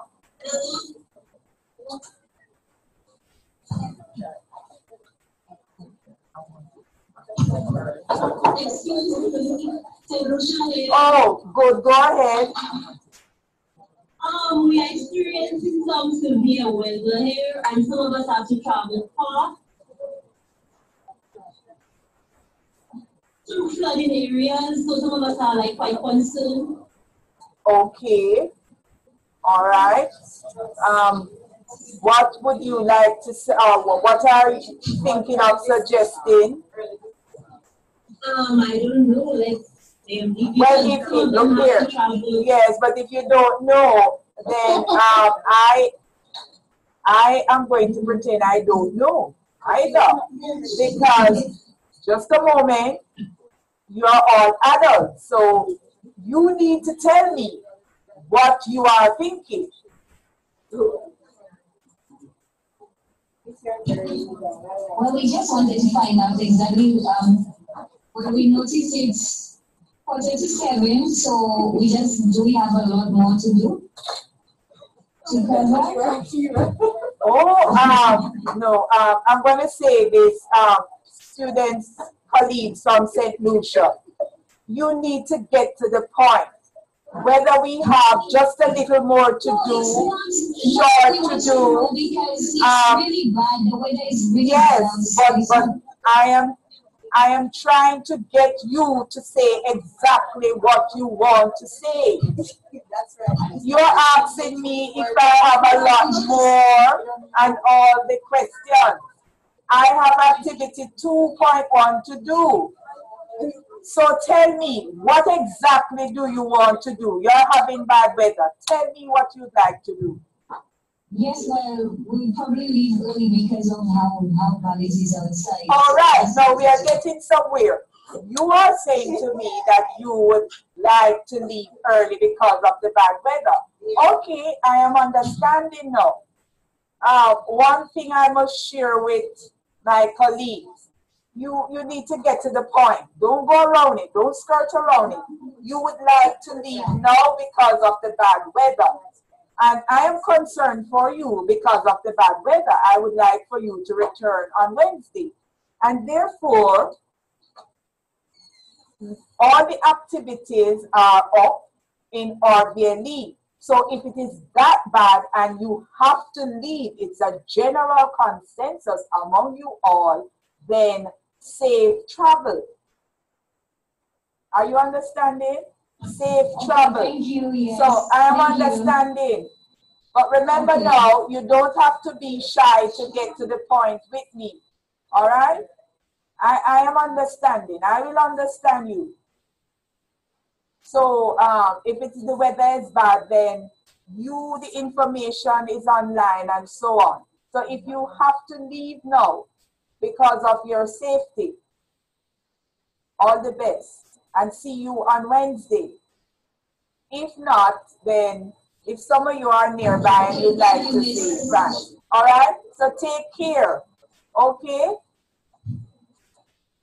All right. Students in Bermuda, are you okay? Just wave your hands for me, please, if I can see. Yes, fine. Dominic, are you okay?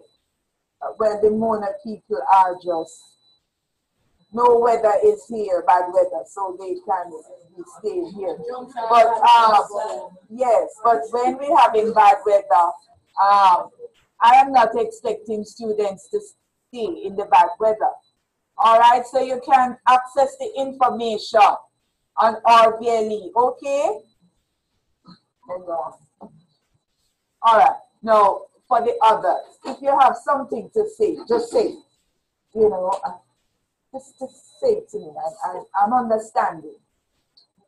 You have to leave, you have to leave. I can't tie you down here, all right? And the information is up here. So you might have a bad weather, accident, and so on.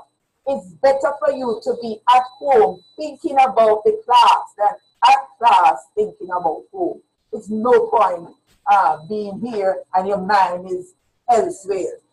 Okay, colleagues? All right. Let us look. Yes, we have a question from Mona.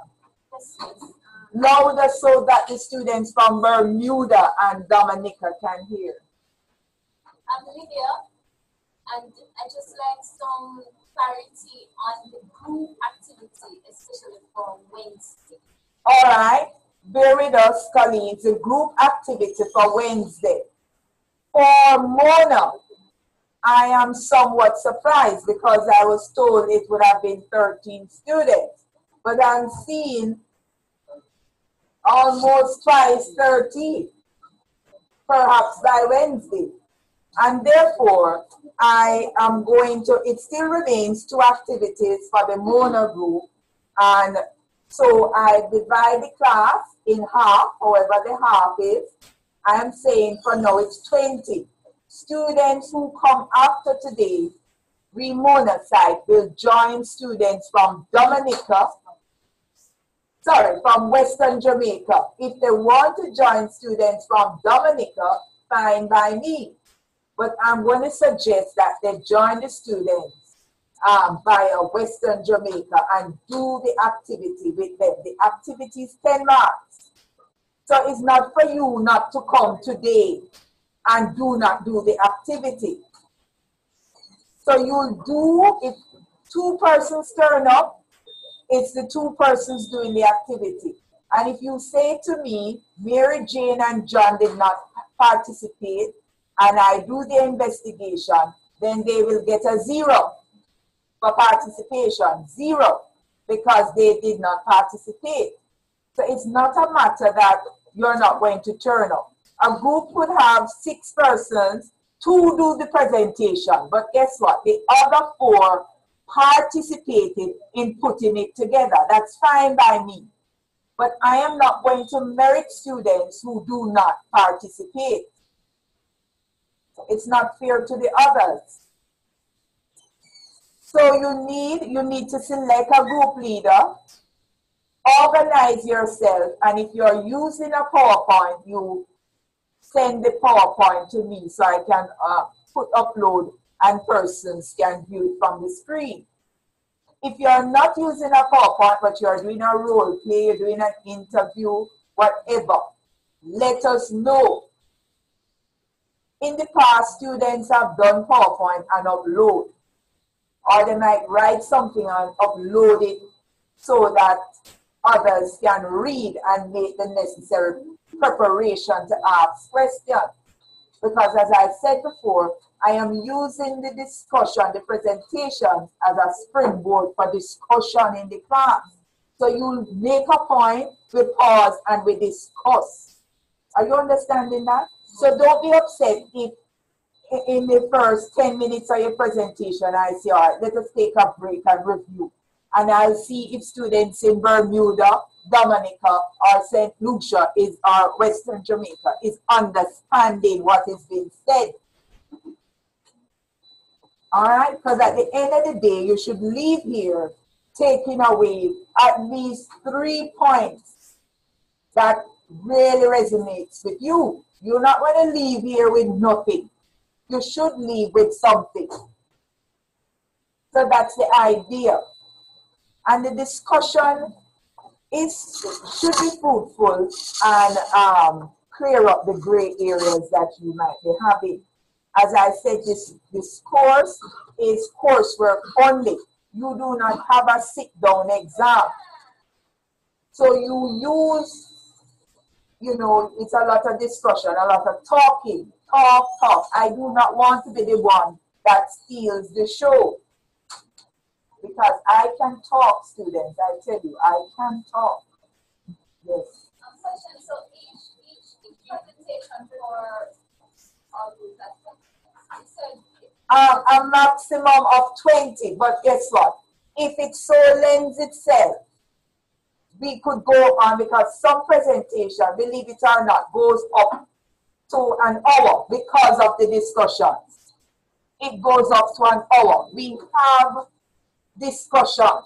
So it will go over 20 minutes. Perhaps what you do is 20 minutes. But by the time persons put up their hand, ask questions, and so on, it will be an hour and a half. It all depends. Students from Bermuda, Dominica, please listen carefully. If you're not hearing, let us know. Wave your hand. if you need to ask a question about your presentation, please indicate. If you are not sure which presentation you are doing, ask, and we'll go back to the course page and you will have a look. Yes, Miss from Mona. Give your name at all times.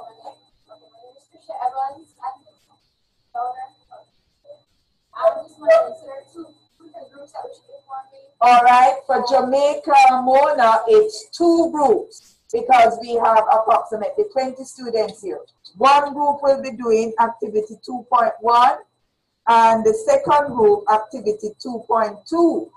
Now, for group 1 activity 2.1 is 2 groups doing those presentations. 2 groups. One group will answer expository and guided discovery, and another group will do discussion and problem-based learning. For activity 2.2, one group will do questions 1 and 2, and another group will look at question 3. Are you understanding that? So in overall, for Wednesday's class, we have 4 groups. So you realize we might not get through, but 5 hours. Hopefully, we'll so structure that we'll get through that for next week. And then we move on to the other groups. It is all set clearly for you on the course page here. And I'm suggesting again that you share with your colleagues. And I keep saying, I cannot say it enough, our VLE is useful because as you realize, hearing can be a problem, especially not for the host students, but for the other students, whether they are using their home devices or at their site. Sometimes when the discussion or the feeder, put it that way, the feeder is not from your side, it's somewhat difficult. Students at Mona are hearing me, even without the mic. The students at Dominica, St. Lucia, Bermuda, they are using the mic, and sometimes that is a problem. It's very unstable at times. So, accessing the container is very important. So, you see, I am looking at Jason, his face is on the screen sometimes, and I'm looking at his face, and I'm just thinking that sometimes it's somewhat difficult for him to hear if I'm to read his face right, and he's concentrated on the class. If you can see,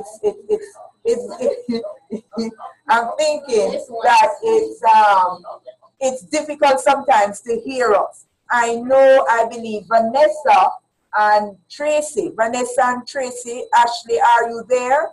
I know initially it was a problem for them. Ashley, to hear. Vanessa and Tracy, are you hearing us? Just wave your hand, please. All right, good. And all right, Jason, bear in mind, colleagues, that today is our first class. And you know, we have a lot of things to get through and iron out. So don't think that you came to class today and boy, it was a waste. No, it wasn't. We just need to get, you know, settle the playing field, get to know each other, and so on. So it's a good introduction. All right? And for some of you, if you have not finished with activity 1.1, you will finish that up sometime this evening. Now, I was saying that we would look at activity 2.2. And what I'm going to do is to give you some pointers on that.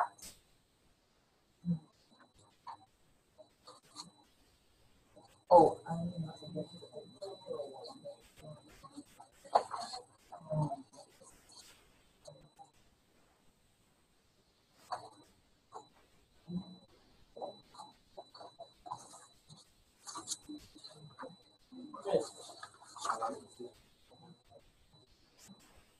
You said 2.2. Is it 2.2 or 1.2? Oh, I beg your pardon, 1.2.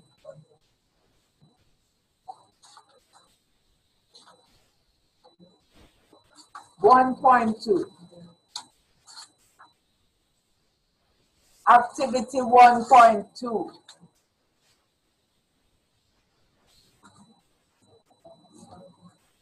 And might be we will not get through everything here because I'm almost sure many of you did not do the reading.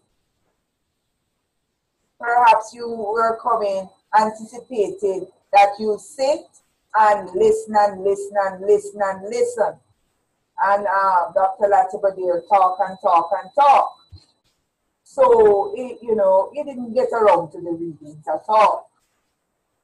And you are thinking it's the first class. What could she possibly be talking about? All right. Activity 1.2. Can we all see that on the screen? Just wave your hand, please. Yes. All right, good. Read chapter 1 of Linda Darling Hammond. Should have done that. A good teacher in every classroom. What do teachers need to know?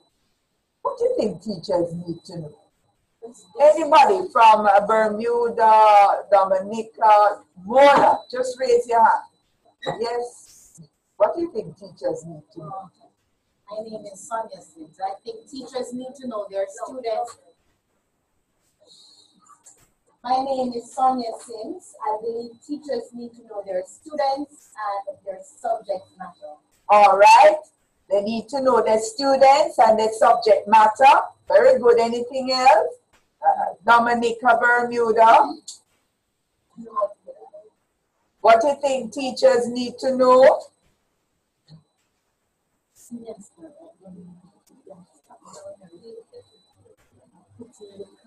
Even if you have to repeat what someone else said, fine.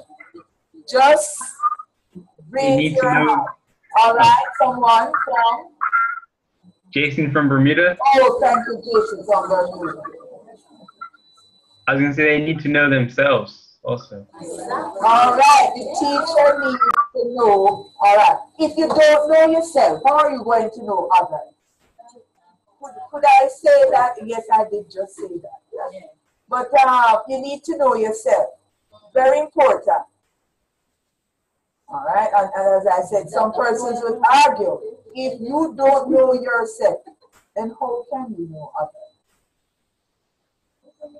All right, thank you, Jason. We are going to get back to that. Yes?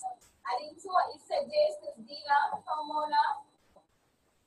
Many times, you know, you may think, oh, you're a caring person and you're passionate and oh, you're very patient, and you might be surprised you reach the classroom and the level of patience that you show, because the students are going to gauge you, and students versus adults, when they gauge you, it's not going to be the same. So you are going to have to know yourself, as you said. And patience is something that many of us we think we have. And when you reach on a certain playing field, you really don't have it. Or a certain level of patience that is required. All right. What else you think the teacher needs to know? Anything else? So persons are saying they need to know their the subject, the learner, themselves. Anything else? Culture and environment. Culture, yes, very much so. And the environment. And the knowledge of the curriculum. Yes, yes, you need to know it. And you need to know how to teach. How to teach. The knowledge, yes, you have the knowledge. You know some persons, they have the knowledge, but they don't know how to impart the knowledge. That's right. They have the information, brilliant, but how to impart it so that others can learn. Oh, that's all going flat on that one. Lydia? Yeah. Oh, hold on. Is there someone from Dominica, Bermuda who would like to speak? Ashley, okay. I'll come back to you, Lydia. Ashley, yes. Teachers need to know how to manage various personalities. All right. So therefore, they need to know their student. And that is why it is important. Discover your learning style. And sometimes your learning style, yes, oftentimes, is going to tell you something about the particular student. So the student is visual. What does that mean? He or she is this and so on, because they are visual. So a very good point, Ashley. Vanessa, Tracy, Diane, anybody? Samuel? Who is taking the mic? Who is taking? All right, they must know how to effectively manage their classroom. Okay, fine. Let us go back to Lydia and from Mona. Yes, just want to reinforce because the point you made earlier about understanding the learning styles of the students. That's what I was going to say. Also, they need to be familiar with the different teaching methodologies. All right, and that's why we are doing the second about teaching and teaching methods. Yes, it's funny enough. You know, oftentimes I teach this course. I am reflecting. It's not easy to teach a concept or to teach people. It's not easy. There's so many things that you need to know.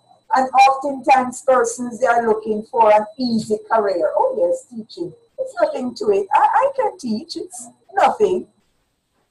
It's easy.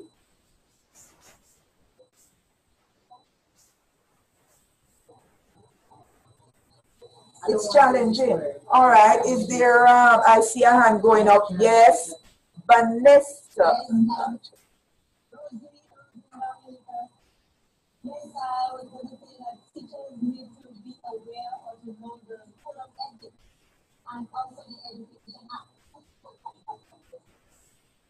Very true.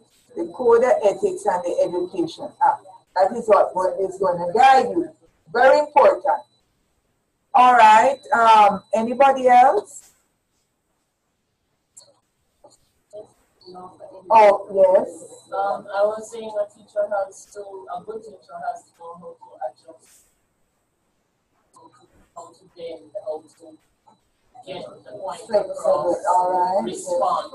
All right. Versatility. Yes, very important. All right.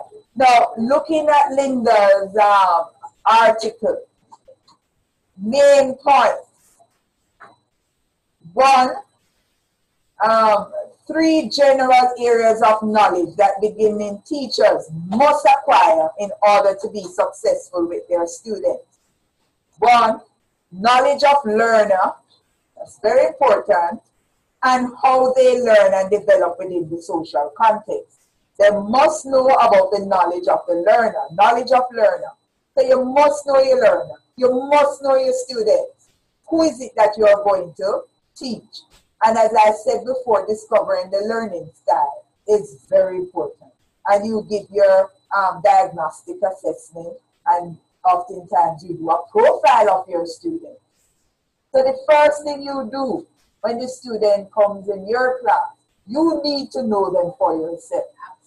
Oftentimes students say to me, but Dr. Lattibeaudiere, what did Miss X or Y say about me? I'm saying, but I don't know. I need to know you for myself. Because oftentimes you realize that students, they behave quite well in this class. And by the time they reach the other class over there, no ends of mystery. So you need to discover your learner for yourself. All right? And sorry. That's not that point you just made. You need to discover the learner for yourself. But just understanding the nature of class is important, but for you, you need to make that understand that point, but my point is different people make people react to them differently. So that's another thing that I don't think we should ignore. I agree. That's why I said before that you could be in that class and you behave quite perfectly. But by the time you reach to another class, oh my dear, I can't believe it. That's so true. All right. You want to expand on that, Ashton?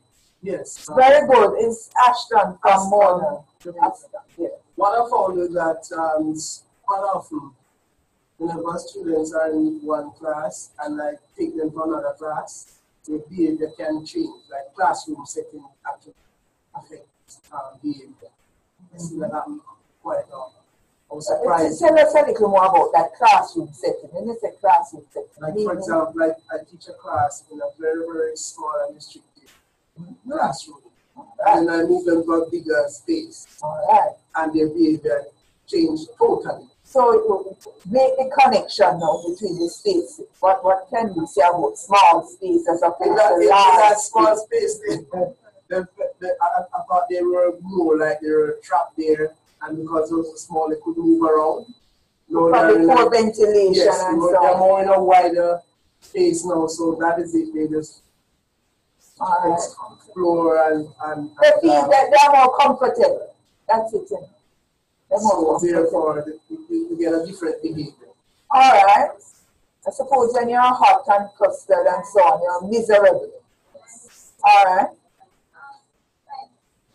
What I noticed with students, I've never really taught officially. I've done training and this like a semester or two. And I tutored like individual students. And what I realized, many students, they lose into self-esteem and self-confidence from teachers labeling them. Because I had this experience once with a young man where he was telling me he will never ever pass 6 math, and if I can just let him get a 3. And I'm saying, why are you aiming for a 3? He's like, because I am going to fail this. And it was 3 months before the exam. I'm like, listen, first of all, never say fail when you're never say fail, right? And he was there saying, but I'm going to fail. And he was like, teachers tell me that if I ever get anyone at all, they will pay my tuition fee because it's possible. And I'm saying, look at that, that was not nice. And he's a young man where when I asked him questions, you know, just some background knowledge, like from teachers we taught at the school, he's just saying, oh, that's hot boy, act like him better than that hot boy, that, you know. And I'm saying, interesting way of describing the young man because a lot of girls like him and he probably plays volleyball or must be some kind of sporting thing. And the young man was there saying, I can never get a 3. Oh boy, if I ever get a 3, I'll be like dying. I'll be just dying with joy. So what did you do to motivate him? I realized he loved the technical drawing and all of that. So I said to him, guess what? You like geometry, math? He said, I didn't know what I liked in math. I'm like, you know, when you're doing your technical drawing, you're basically doing some form of geometry, right? And I said, and you know, you have choices in CAT. And I went for some past papers and I showed it to him. And like probably a week or so before the exam, he was saying, wait, I thought there's this website, Math is Fun. And it has some things on it that, you know, I'm obsessed with math, so it drives me a little crazy. Oh, good. So when I said to him, listen, we're going to use this, and I don't want to hear you talking about fail, and I don't want you mentioning anything about anything that any teacher said and labeling you, okay? And you don't know what score you're going to get. So just try it. Use up your TV. You love your TV. So guess what? Come over, use up your TV. And I said, you're going to use geometry because you're going to have to some geometry now. And when you master geometry, you might be surprised when you go in the exam, you see a choice with full geometry, and you get that. So what that is? The multiple choice. And I went over some past papers with him, and I saw that, you know, he went on Math is Fun and he was using the geometry and using the technical drawing, and I'm saying, you realize what you did there. You did this in your TV, you know, I was really doing math in TV. I'm like, of course you were reading to math there, but you were just not together. And the young man was like, you know, he was so nervous before 6. So eventually, he was like, oh boy, I'm not this one. I'm like, calm down. You are going to be fine. he got a 3, and you see when he completed the exam, he was like, I could have done way better, you know. And the young man actually said he's doing over math because he's like, I can get more than 3 for that from what I find that exam. And I said, so don't. But that's good in the sense that they were, you know, gave him over perhaps for 4 or 5. And you know, the young man basically got I think about 4 1s or something like that. And I'm saying, wow, why don't that teacher who they with him before pay his tuition? A good point. So you know, you realize that we need to motivate our students. Right? So having a knowledge of your student, you know how best to motivate that student to want to learn. As teachers, we must be positive mentor to our students. All right. So a first point is that knowledge of learners and how they learn and develop within social context. A good example. 2, understanding of the subject matter. Understanding of the subject matter. You're going to teach information technology. You're going to teach mathematics. You're going to teach science. You're going to teach social studies. And guess what? I do not understand the subject matter. Now, as teachers, oftentimes, yes, we did that first degree and I came out with a first class honors. I am going to teach social studies. Well, I know it all. I don't have to do any professional development courses. Not at all. I've done it all. Is that the right attitude? So, what can you do? Understanding of the subject matter, that means that you must be so engrossed with what you are doing and love what you are doing. You keep practicing. Mathematics, you know, you have to keep practicing. You go to your seminars, your workshop. You be a step above the student. You have to prepare. Someone in the class might ask you a question. And I am going to say it quickly. You do not know more than all the students in your class. I'm not talking you get a group of slow learners. And even then you don't know more than all the students, no matter how slow they are. You don't know. Don't approach the students as if you are Mr. or Mrs. Know-it-all. You know everything, and what you have to say is final. It's time to go? Oh, you beat for, okay. All right, sorry about that. My colleague from Mona, if your name is Courtney. Courtney from Mona. I'm in agreement with this statement that you made earlier. And I was just reading one of the comments from Activity 1.1. I think it was Catherine. And one of the comments that she made in it was that, you know, teachers are also learners.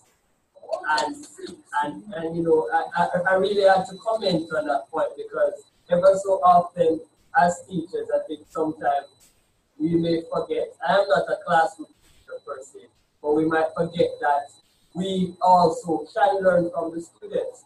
And so, you know, that's a very important point that you made, that you don't come across as one of the course we did earlier, that you want to just be a banking, be positive the students. You can also get from the students. Exactly. We are learners. And then again, in addition to that, we are also theorists, teachers, because you read so many things in the about trying this theory, using that theory. But when it comes to your classroom, you must know what works for you. And you have to put a little of that theory, mix it a little of this theory for it to work in your classroom. So then you become a theorist yourself. Because what my colleague tries at St. Thomas at his school might not work with me at my school in Kingston with my students. I will have to try something else. Mix a little of this portion with a little of that portion and come up with something that suits my students. All right, so back to the point of, you know, presenting everything as if to say you are Mr. or Mrs. Know-it-all. You know everything. I have a degree. I am Dr. this, or I'm Professor this. and so on, or serve that. No. A student who lives in Crossroads would say, guess what, something happened down here last night, and so on, so on, so on. I don't live in Crossroads. Oh dear. And to say to the student, oh, but you are wrong. You just listen keenly. You can do further investigation. I remember interviewing a little girl from Immaculate Conception, Freddie. We're doing an interview, and I had asked her, we're looking to see if what type of quote-unquote stove. I'm sure persons are familiar with the word stove. The students, they have at home what they have, if they have a coal pot. Students in Bermuda, Dominica, you know what I'm referring to as a coal pot. Just wave your hand. You use wood and make the fire, and you put your pot on top there. Well, some person, fire, you have coal stove, you have kerosene oil stove, you have electric. You have it, thank you very much. You have gas stove, all different types, right? And and you have some that you use coal, and so on. Now, the point I tried to bring across is that the young lady, the little miss, said to me, "Oh, miss, we have, what was it? Electric, and we use coal." I said, "Coal?" And she looked at me, "Yes, coal. Don't you use coal?" And she said, "For the barbecue." Oh.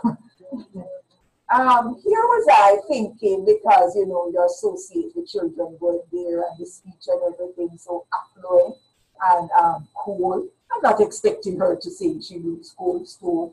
But then she looked at me quite amazing to say, "Don't you use coal for your barbecue?" Something. Yes, she both had electric and coal. I said, yes. Couldn't understand. I just couldn't at the time. And she looked at me,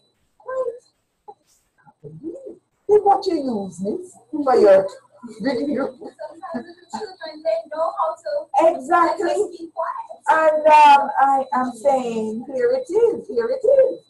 And so, what can I say? But the thing is, you need to explain to your students, say, I know, but I don't know everything. And we are learners, yes. Just as though I am learning, you are learning from me, I'm learning from you. I made the good mistake of saying it to my students at the college, the teacher's college that I lecture. And I remember the student saying to me, "Well, miss, you're leaving the class. What have you learned from us today? Tell us before you leave. You just asked us what we have learned from you in the last 10 minutes of the class. Now you tell us before you leave. That's your ticket out of the class." I said to myself, you know what a little learning does. So I had to really, that kept me from there on, it kept me on the ball. I said, you know, I have to listen carefully to what my students are saying. So at the end of the class, I can say to them, "I've learned this from you, and this is new knowledge to me." All right? So remember, let them feel they are a part of the learning process, just the same as you. And for heaven's colleagues, if you do not know the answer, I don't know the answer, student, but I will find out, and tomorrow I'll tell you. I will tell you tomorrow, but I do not know. Is there anyone in the class who can respond to this answer? But if they ask 10 questions, Lord, no 7, no? No, at least 7. No, at least 7. But if you don't know, don't go around and skirt around. No, I don't know the answer here. Let us check. We have the technology here and see what it is. Yes, I see a hand from Mona. I'm waiting for hands from Bermuda and Dominica. All right? Ashley, Vanessa, Tracy. All right? Louder, remember, so that the students from Bermuda can hear you. Right, just alluding to the fact that just don't tell the student that you don't know. I remember one of my tutors, she said to me, when you're preparing any sort of presentation, when you're in a presentation, you actually look at how many questions you can answer from your own presentation, what you think the students will ask you. So it's like a brainstorming of the whole presentation that you're going to do. And you just make sure, as I said before, if 10 questions are asked, make sure you can at least answer 7 out of it. So you basically go to your presentation and all the possible questions that you think students might have, you try and find the answers to. All right, good point. Very good point. But just remember, you might have that one student in the class who will bore you with a question that have you there looking around and around.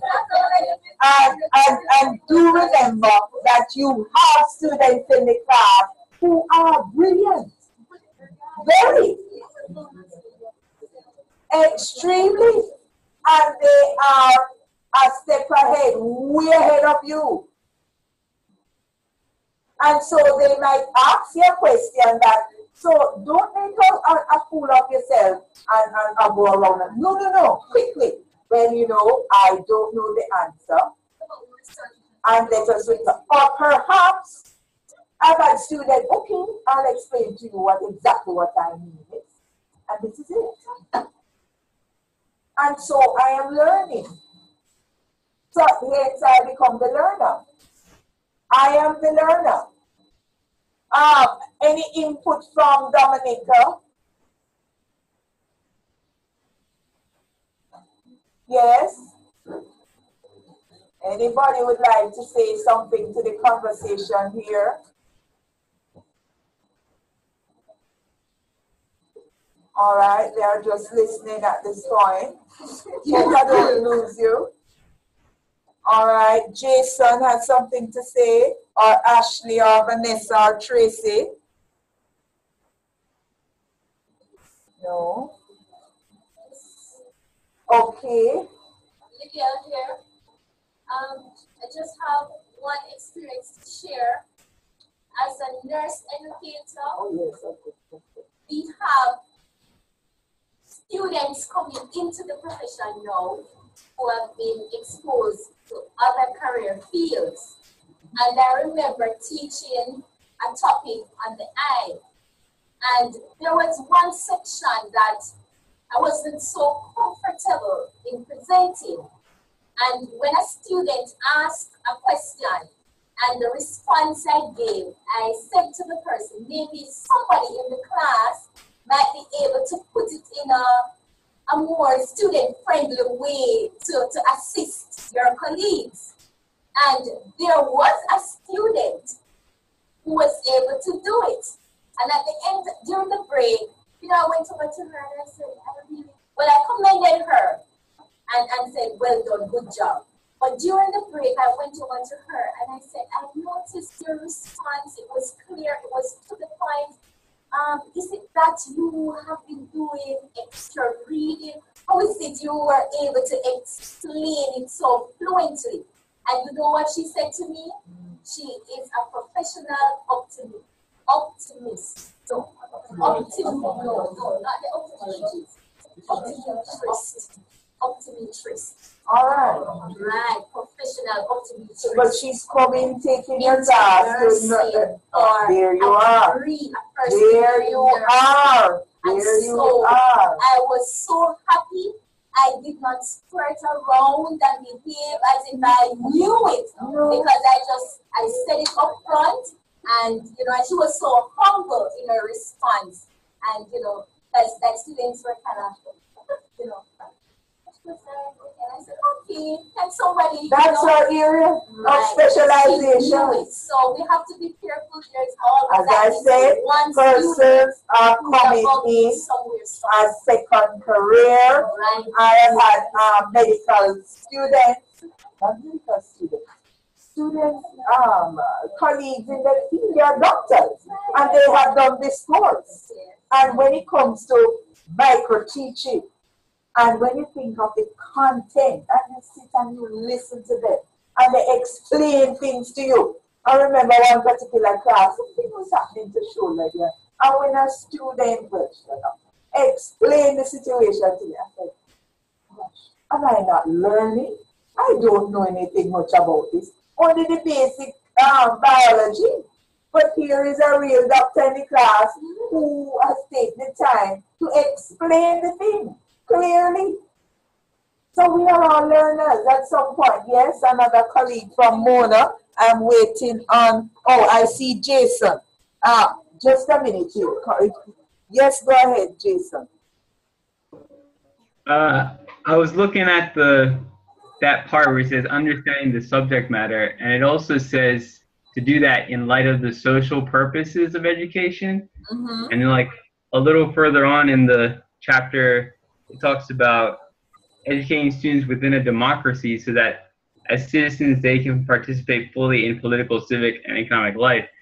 So I think that's like an important lesson to see that, you know, teachers who are really the ones who are the authority figures in the classroom also are learners, and that we're trying to empower the students to be participants in a democracy, which, I mean, to do that effectively, they have to realize that they have that power in the terms of they can access knowledge and use it to the betterment of their society, if that makes sense. You know, because we say that knowledge is power, and in today's world, we have such freedom to access knowledge. Once upon a time, students were not given that freedom at all. Right. Because I have the power. I know everything as a teacher.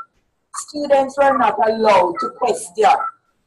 But now, they are free to. They are encouraged to. Learning now is becoming rather student-centered. All right? And we should empower students to participate, to ask questions, to feel free, to give their opinion, because what they have to say matters. All right? Yes, someone had their hand up from Mona. Thank you very much, Jason. I wanted to just add to your point that, like many professions, teaching has evolved a lot. And so we're coming from a place of teachers considering themselves experts and imposing themselves on the students, not realizing that the students often know a lot. And as I said before, we're in a place of teacher-centeredness to student-centeredness. So we have to realize that and just understand that with so many factors impacting students, they know a lot. And we have to allow the teaching endeavor to exchange a feel for exchange, and that's a one-way street. All right. That is a key point. Not a one-way street. And that is what is expected in a democratic society, in a democratic classroom. It's not a one-way street there. Learning is what? It's not two-way. That's it. Learning becomes 2 ways. And it's an ongoing process. A lifelong career, lifelong learning. Yes. You know what I find too with like, for instance, I was mentioning with the maths bit, and I studied economics, and I found that I basically needed to use maths daily, so I was never going to be perfect at it. And there are times when you find yourself, you're there doing all those research, and you have to statistics, and then you have to go back to math. And I was saying, whoa, I'm using this daily, and I will never really be a perfectionist at it. But I need to use it. So I don't mind having persons saying, all right, guess what? You can do it this way, try this formula, try that formula, think about that way, So I don't mind the input because it's helping me in another field of choice. So you see, these are things that I really like about like teaching and having that cooperation, that communication with the persons the students, for the kids, or because you might be surprised. Okay. Okay. All right. Jason brought in something very important. It's not just understanding the subject matter and skills to be taught, but taught in light of the social purposes of education. The social purposes of education. So you have to put understanding the subject matters and skills within a particular context. Now, I'd like to hear from Dominica. Let us look at a third point, main point, understanding of teaching in light of the content and learners to be taught, as informed by assessment and supported by a productive classroom environment. That's another main point. Understanding of teaching in light of the content and learners to be taught, as informed by assessment and supported by a productive classroom environment. Anybody from Dominica, even St. Lucia, Ashley, Vanessa, Tracy? I know for some of you, you're just getting the handout, and so you were not able to read it that quickly. Understanding of teaching in light of the content and the learner to be taught. Even if we are to look at that piece only, understanding of teaching in light of the content and learner to be taught. All right, do I see a hand? Oh, yes. Vanessa and Tracy. It's Vanessa. All right, good, good. You have to factor in the maturity level of your student and the maturity level of what you're trying to teach them. And if it's too mature for them or not mature enough, then they're not going to take it in. So you're looking at the stages of development there, or the learner. You don't want something above them or something too above or too below. You want it just right for the learner. All right? Anyone would like to add to Vanessa or ask a question there? Dominica, are you with us? Hope I haven't put you to bed. You're there. Say something in light of any of the main points. Understanding of teaching in light of the content and the learner to be taught. And Vanessa just shared that you want the content basically to be appropriate to the learner. You don't want it too above or too below. You want it just right. So at that stage, the child should be learning this or that.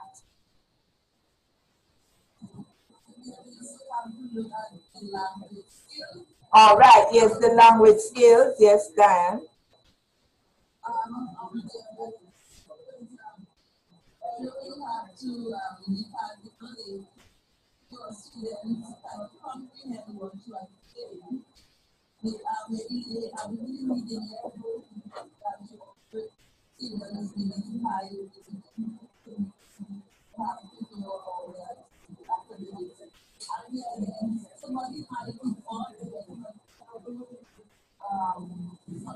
You're getting a bad feedback.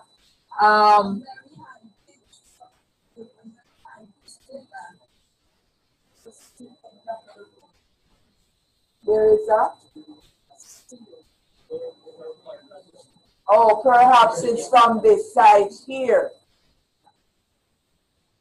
I believe it's from Mona. Is there something that can be done to...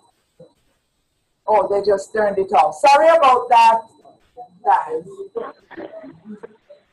All right, thank you. Sorry about that and the others.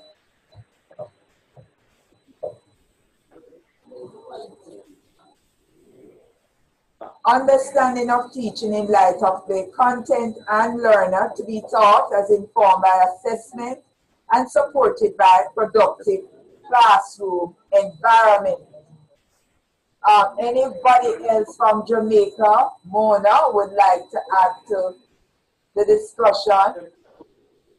Because what I'm going to do from Wednesday's class, we will begin here where we have left off. So we are going to finish up this last discussion as the springboard for the class to come.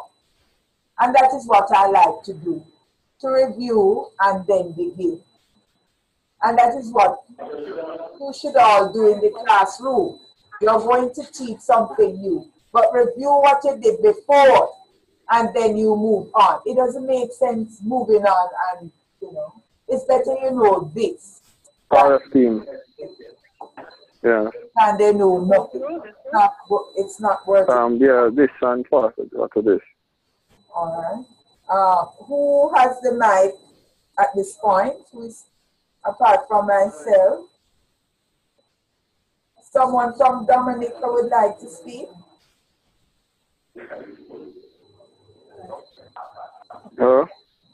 I'm picking up some background talking. Or someone, no, it's not you, Jason, no?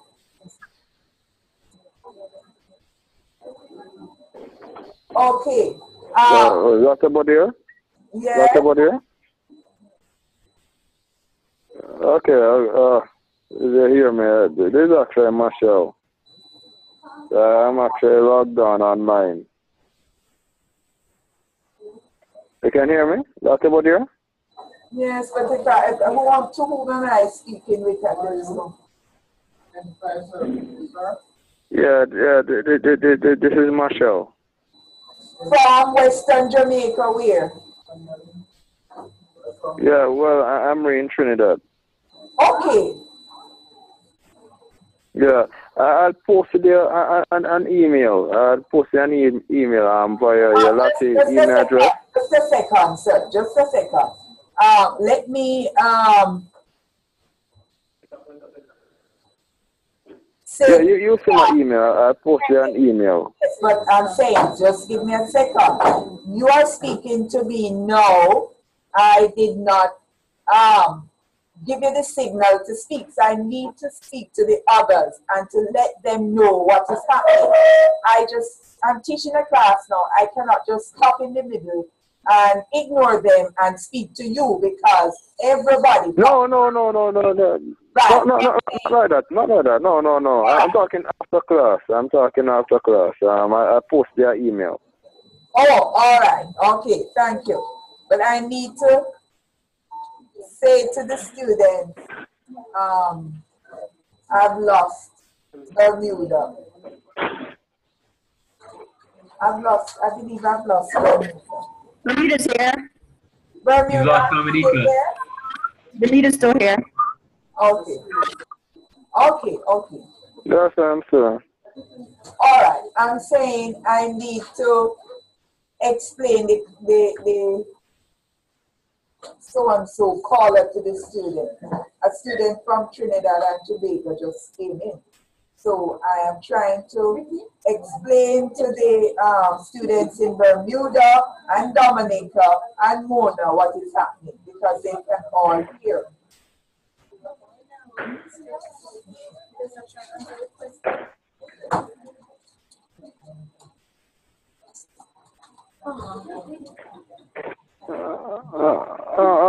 Okay.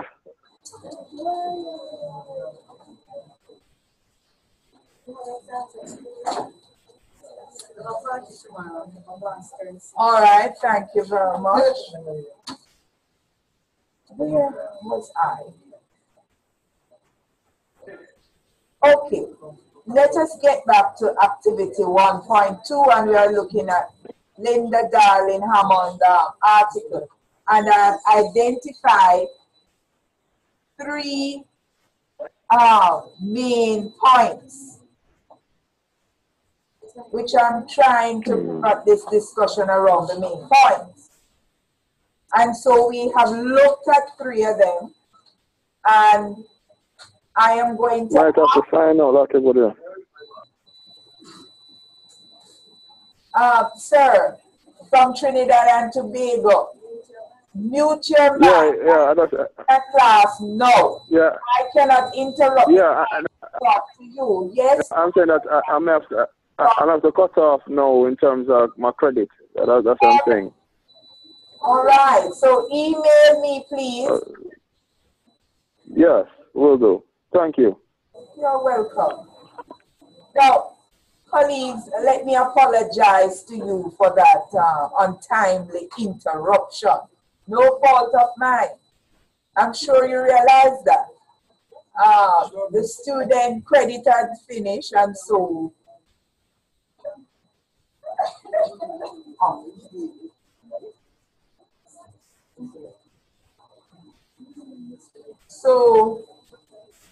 we have the 3 main points there. And we also have Shulman's article. We won't touch that now because I know you're exhausted. But just to say, I am going to highlight for you so that when we come on Wednesday, we can give this at least a half an hour while the presenters get themselves together. For exploring the knowledge base for teaching, and we're looking at Shulman's article, he has identified 5 things that types of knowledge base, which are important for the teachers. They have the content knowledge or the subject matter. That's one. The second one, who can give me a second one? Any of them that he mentioned in his article. General pedagogic knowledge. That's another. Curriculum knowledge. Pedagogical content knowledge. That's 4. Knowledge of learner and their characteristics. That's 5. Knowledge of educational context. And 7. Knowledge of educational ends, purposes, and value. And the philosophical and historical issues. So he has identified 7 types there that we need to know. And I'm going to suggest that you review the 7 types, and so come Wednesday, we can begin Wednesday's class. Looking at the, reviewing Linda's article and looking into what Shulman has said. As I said, it will give the presenters time to organize themselves, and then it's over to Mona, Group 1, Activity 2.1. Try not to be late, have any untimely accident, etc.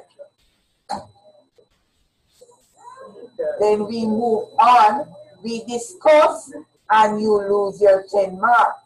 So we have the discussion, and we carry on. This is as usual. I see hands going up, yes? If members of the team are unable to make it, but work on the notes, but we can arrange our presentation so that you don't lose anything. Is that okay? Excellent, excellent.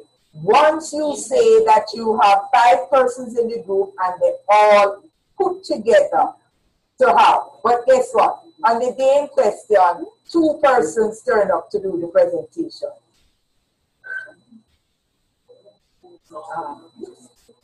No problem. But if you say that John and Mary did not participate, now that's something totally different. Persons have to work to pay the fee. I'm understanding. And that goes for the other side. Your colleague might not be here on time. Read the presentation. But I need to know from you, Dominica and Bermuda, that the persons in your group participated in putting things together. You might be doing the presentation, or 3 you might be doing it. I am hoping that all of you do the presentation physically. But for some reason, one member who typed it up, gave the information, put it together, had to work, or else the boss would fire them from their job. I am understanding of that. But you must indicate to me that that person did so much that they are should share in the A that you got for the presentation. Should share in that A because they worked on it. But they had an accident, family member died, the boss threatened to fire them if they didn't stay and finish the project, that sort of thing. I'm understanding of that. But I do not want to hear that for every presentation. But I will understand. A no-show is a no-grade. So no-show, you lose 10 marks. And we continue with the presentation because each of us must prepare to participate in the discussion of the presentation. All right? Am I clear on everything here? Are you understanding? Dominica, are you clear?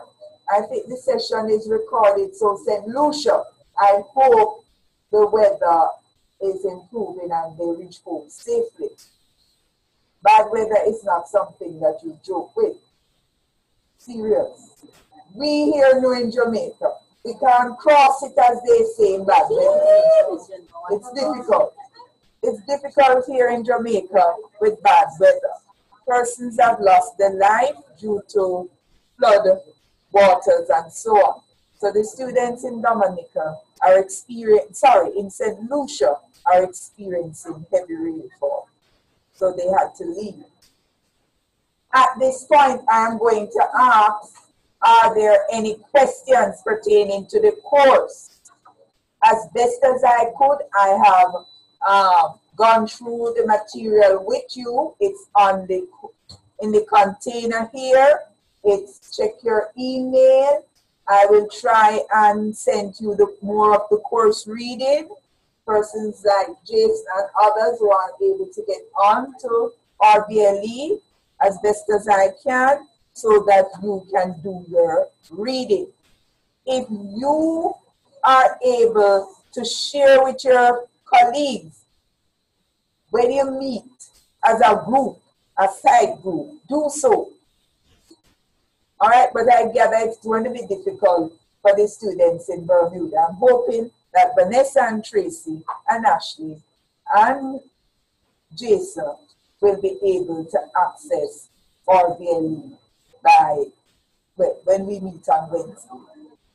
All right, but please keep me updated. Send me an email and keep me in the loop. Let me know what is happening with you. All right, please. Are there any questions before we close for the evening? You have something to do. You have to finish up your philosophy statement. You have to read the two handouts, fill in some gaps of discussion, the first 45, half an hour to 45 minutes. Then we'll have the first presentation with discussion. You are to decide how you want to present. If you are using PowerPoint, you need to send that to me so I can put it there on the screen for the others to see. Okay, and I'm going to see if I find anything that can assist persons who are going on Wednesday, because that's just a day break. And you have class, do you have a, yes, so. The email I sent you, just reply, and I'm going into the class email as well. All right. If there are no questions, then you can leave, but I'm here. I still have 6 minutes more to go. So these 6 minutes I'm using to clear up any misunderstandings, take questions from you, and so on. All right, okay. We have a question here. Do remember, colleagues, they can hear you, Bermuda and Dominica. All right, we have a question. Yes, please. Yes, you have a question. They can hear you. All right. The student at Mona is going to use their 6 minutes to meet, group meeting, because they are presenting on Wednesday. Okay, Bermuda and Dominica, that's what the students at Mona are going to do now. They are going to use their 6 minutes and have their group meeting.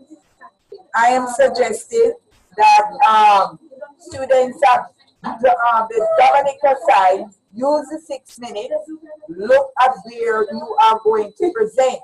Look at your presentation, because persons there, I believe, are able to get onto the container. Look at what you're going to present and work out your presentation. It's slightly different for the students in Bermuda. Just a moment, let me show you where you are in terms of presentation. If you can see.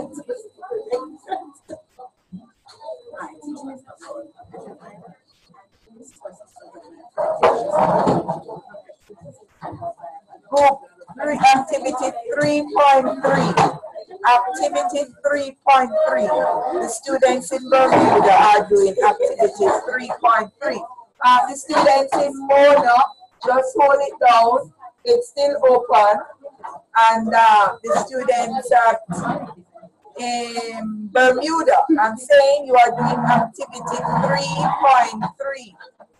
And I'm going to put it on the screen. 3.2. Can you see Vanessa, Tracy, Jason, Ashley? You see it on the screen? That's your group assignment. So have a look at it. And it's not until further down. All right, so have a look at it. What if there's no active teacher in our group? All right, I am going to mute my mic now, colleagues. So I'm suggesting that you discuss at this point your activities, the class presentation that you're going to do. Students in Dominica and Bermuda. Perhaps you can communicate with each other now via Skype. So you can get on your Skype, talk to Vanessa, Jason, and Tracy, and Ashley. Read activity on the screen there, 3.2. So use this time to do that, okay? We have a question. Oh, yes. Yes, Jason. What do we do if there are no active teachers in our group? What do you do if there are no active teachers in the group? Yes. Don't worry about that. How would you organize your classroom? You have the readings, which you will get shortly. How would you, based on your readings, how would you organize your classroom? So don't think that you are not active and you are at a disadvantage. No. How do you present your rules? How would you present rules and regulations?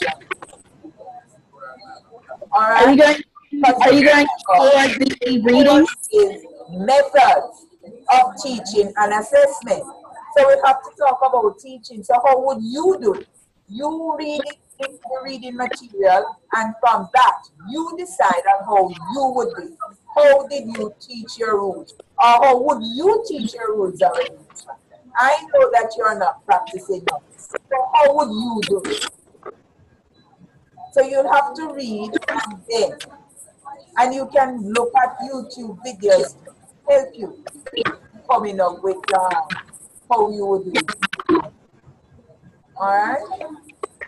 Will you also post the readings for All the right, as best as possible. I am going to work on that, hopefully tomorrow.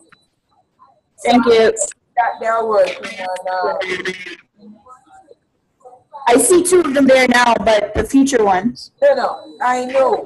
So I am going to try and see if one of the technical persons can assist me in uploading the readings to you. Awesome. That is why I'm happy you are not going on when your time is not Wednesday coming. So there are lots of reasons why I selected the students at Mona to go first. Okay? So I'll get information. All right. Are there any other questions before I sign off? If not, send me an email, okay? Have a great evening.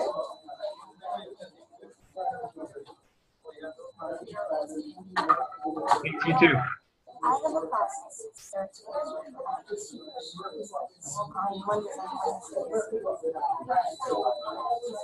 All right, students from Dominica's left.